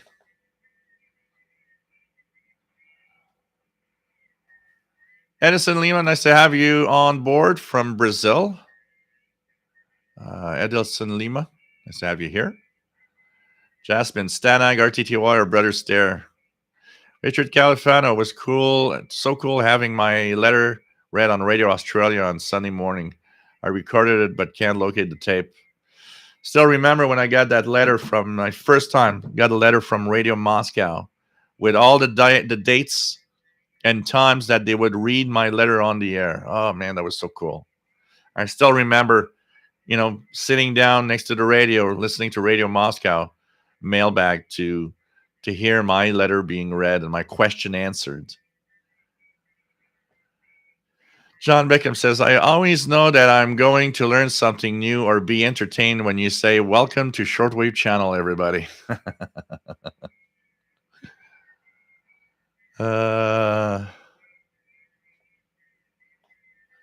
Lincoln 11 sounds spooky too.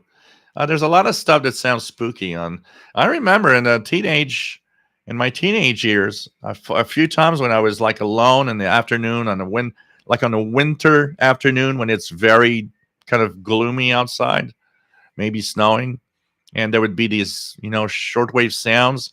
And because the DX100 would drift, it made those sounds sound even more spooky than they actually are.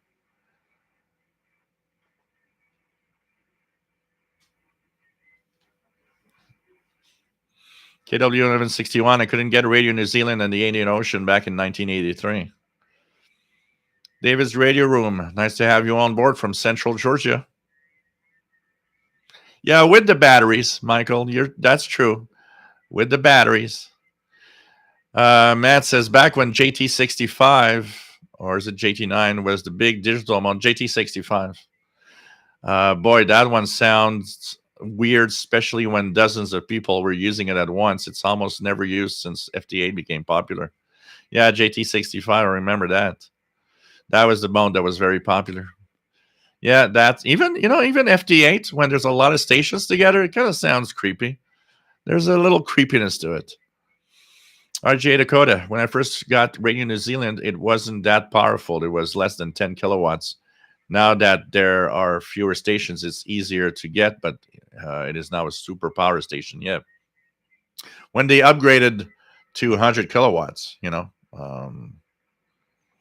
Idaho had Radio Sofia, Bulgaria in the mid-60s. Yep.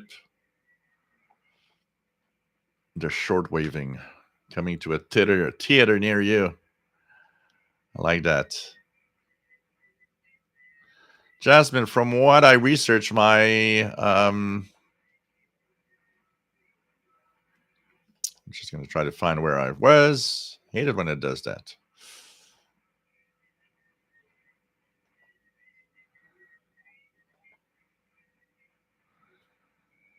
From what I researched, my $130 Malahit would have been the size of a rack-mounted computer server and cost like $38,000 in the 80s. Yeah, and I don't even think that you would have had enough power to, anyways, do it. 73, Michel Colette, à la prochaine, via 2CO. Take care, my friends. Others out of crafters. The morning after my mother passed away, I came downstairs into the kitchen and noticed my Kenwood R2000 had been turned on. It had not been on in months. My mother's way of saying she was okay. Yeah, man.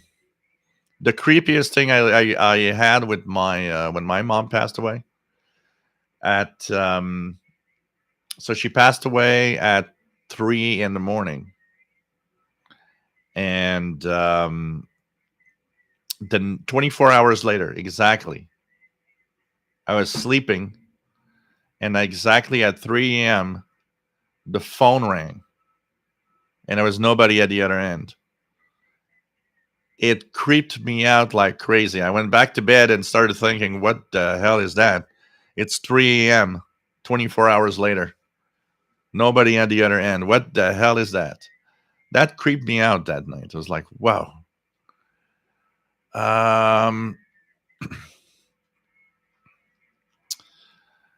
Chastang, Gilles' personal theme song, taken from the 1980s Radioactive, just changed it to Radioactive.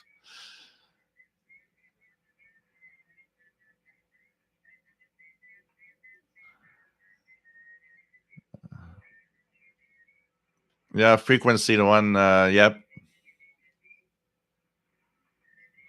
King in the Xer, I would be interested in trying an MLA30. Oh, you'd like it. It's pretty decent. Richard Califano, my multi-coupler is expensive. It's coming from a U.S. manufacturer called Streetsburg Engineering. But it is very, very good. Mine is active, but they have less expensive passive ones. But they are high quality and they work great. Each port is isolated so that the radios don't interact with each other. This is what I use and I'm happy with it, but it is expensive. That's for sure. Thank you, Matt, for sharing the website. Dwayne's starting to get a faint copy on 15476. Yeah, we forgot about that LRA 36 day. How about 15476?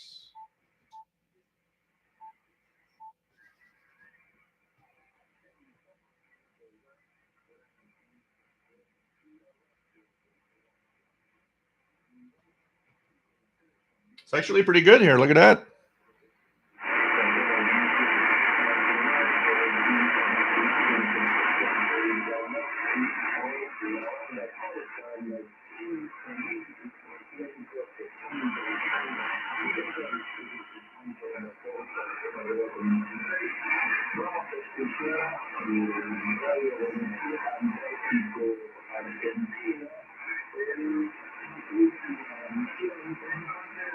They just mentioned Onda Corta, so they're talking about radio and shortwave here. But decent copy here, 15476. Decent copy from LRA 36 in Antarctica. Ron Hicks, nice to have you here, KM4LDI. Briefly heard a number station around 4 megahertz the other morning. So cool. Yeah, that's possible. They're all over the place. And here they're sending the Morse code ID.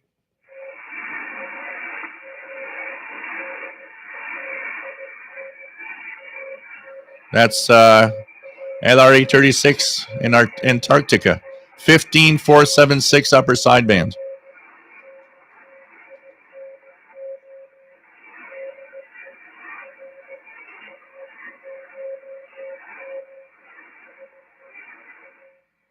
Pretty good. Pretty good.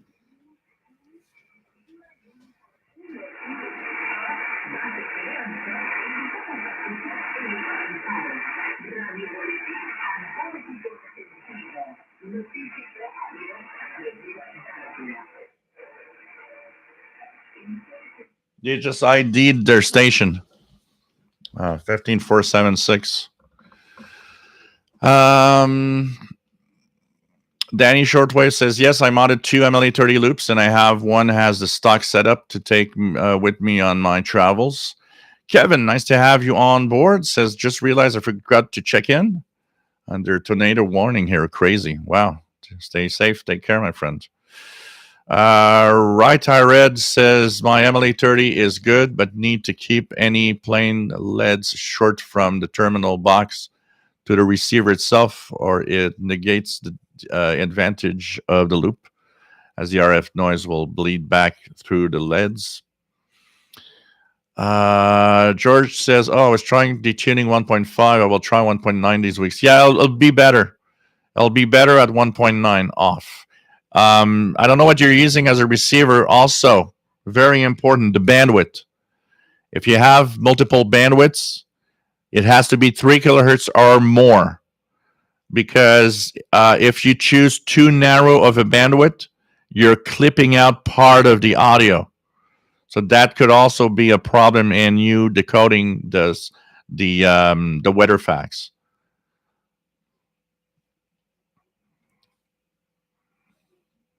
Keegan the Xer remembers Radio Havana Cuba having a mailbag segment. Yeah, they don't have it anymore. I don't listen a lot to Radio Havana Cuba lately. Wasn't it on Sunday, or I'm trying to remember.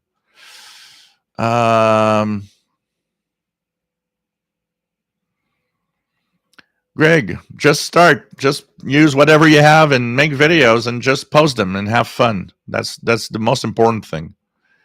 That's what is important, to have fun, honestly. If you start doing a YouTube channel, just have fun. Just have fun. What else do we have? Oh, that's true. We're close to the Titanic anniversary and it's in April. Yep, Carl Icahn.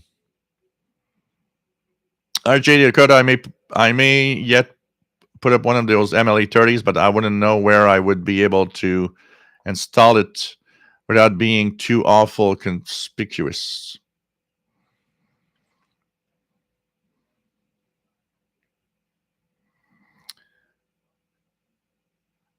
Jet Gyrotech, what was your opinion on the mini whip? Since I don't have one, and I never tried one, I can't say anything. But if you look at the fact that I've seen some set, including the University of 20 receiver using one, it seems to be pretty good as long as you don't have noise around you. The biggest complaint of the mini whip is simple. It's if it's noisy around you, it's just not going to work. But apparently it's not bad. George says, it's amazing to hear our reception reports on the air. NHK World Radio in Spanish read my reports every Saturday night. MTK2 says, I couldn't say why, but FTA never sounded as strange as... Yeah, it's possible that that JT65 sounded weirder.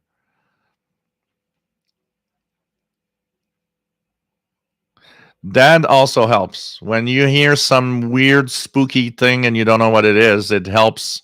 It definitely helps in making it even spookier, honestly. Take care, my friend from Trinidad. Always nice to have you on board.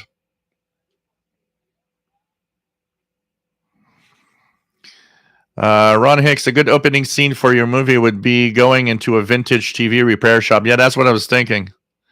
And stop to check on a TV and asking about a dusty old radio on the back shelf. Yep. That's exactly what I was thinking. But I also have a really good place where I could maybe do something, and I probably would be able to even have the collaboration of somebody there that would say, yeah, sure, no problem. I'll help you out.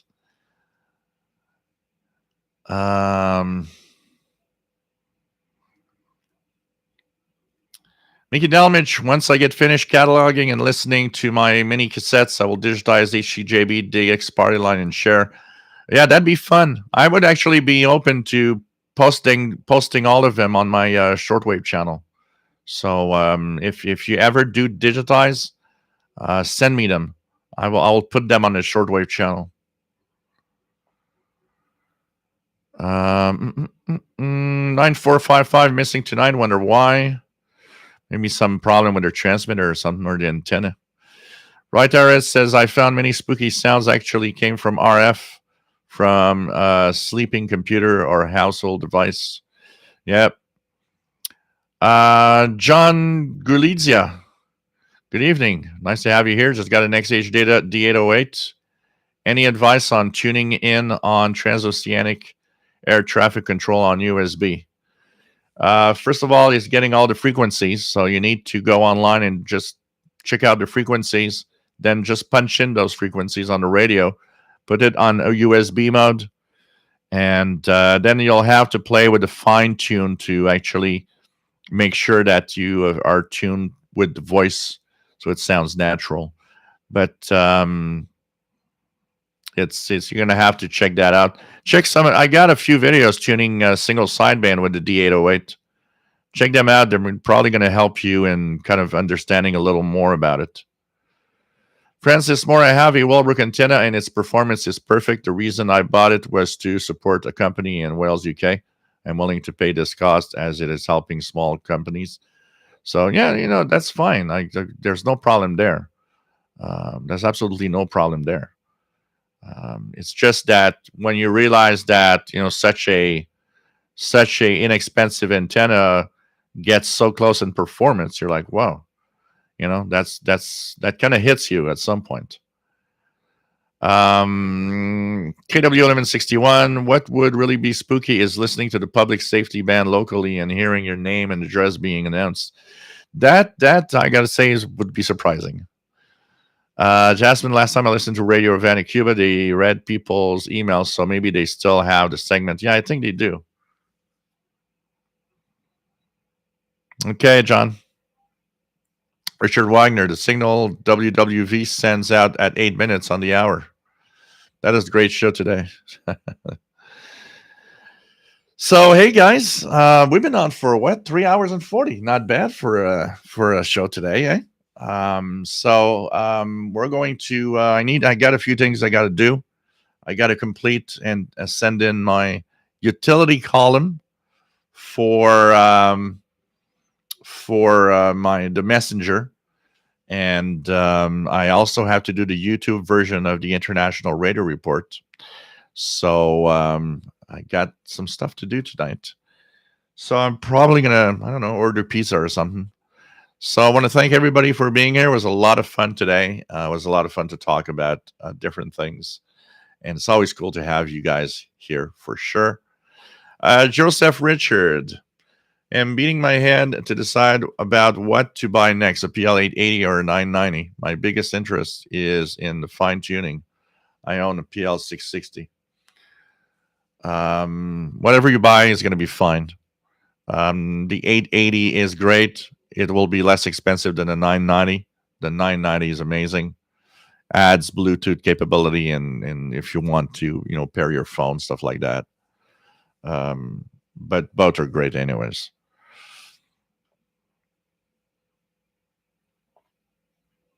RGA Dakota, a lot of old sci-fi stuff used a lot of sounds taken from shortwave. Yes, absolutely.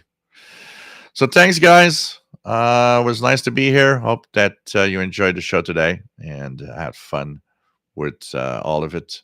So thank you so much. See you next week. À samedi prochain, TVD Extra. Always nice to have you guys here. And always nice to have all of you here. So take care, guys. And I will be listening to Shortwave and doing a few things more as I'm continuing the little stuff that I need. Oh, cool, John. I'll do more. Actually, I was looking at my XH data this week, and I was thinking that maybe it's time to do a little more videos on it. So look for that maybe coming this week. A few more videos, tuning the bands, tuning different signals. I know a lot of people like the hands-on visual of me using it because it helps them also use their own radio. Take care, my friends. Love you all. Please stay safe. If you are under tornado warnings or whatever, I want to see you live next week. So don't do anything stupid. And take care. Stay safe. See you all next Saturday at 20 hours Universal Time.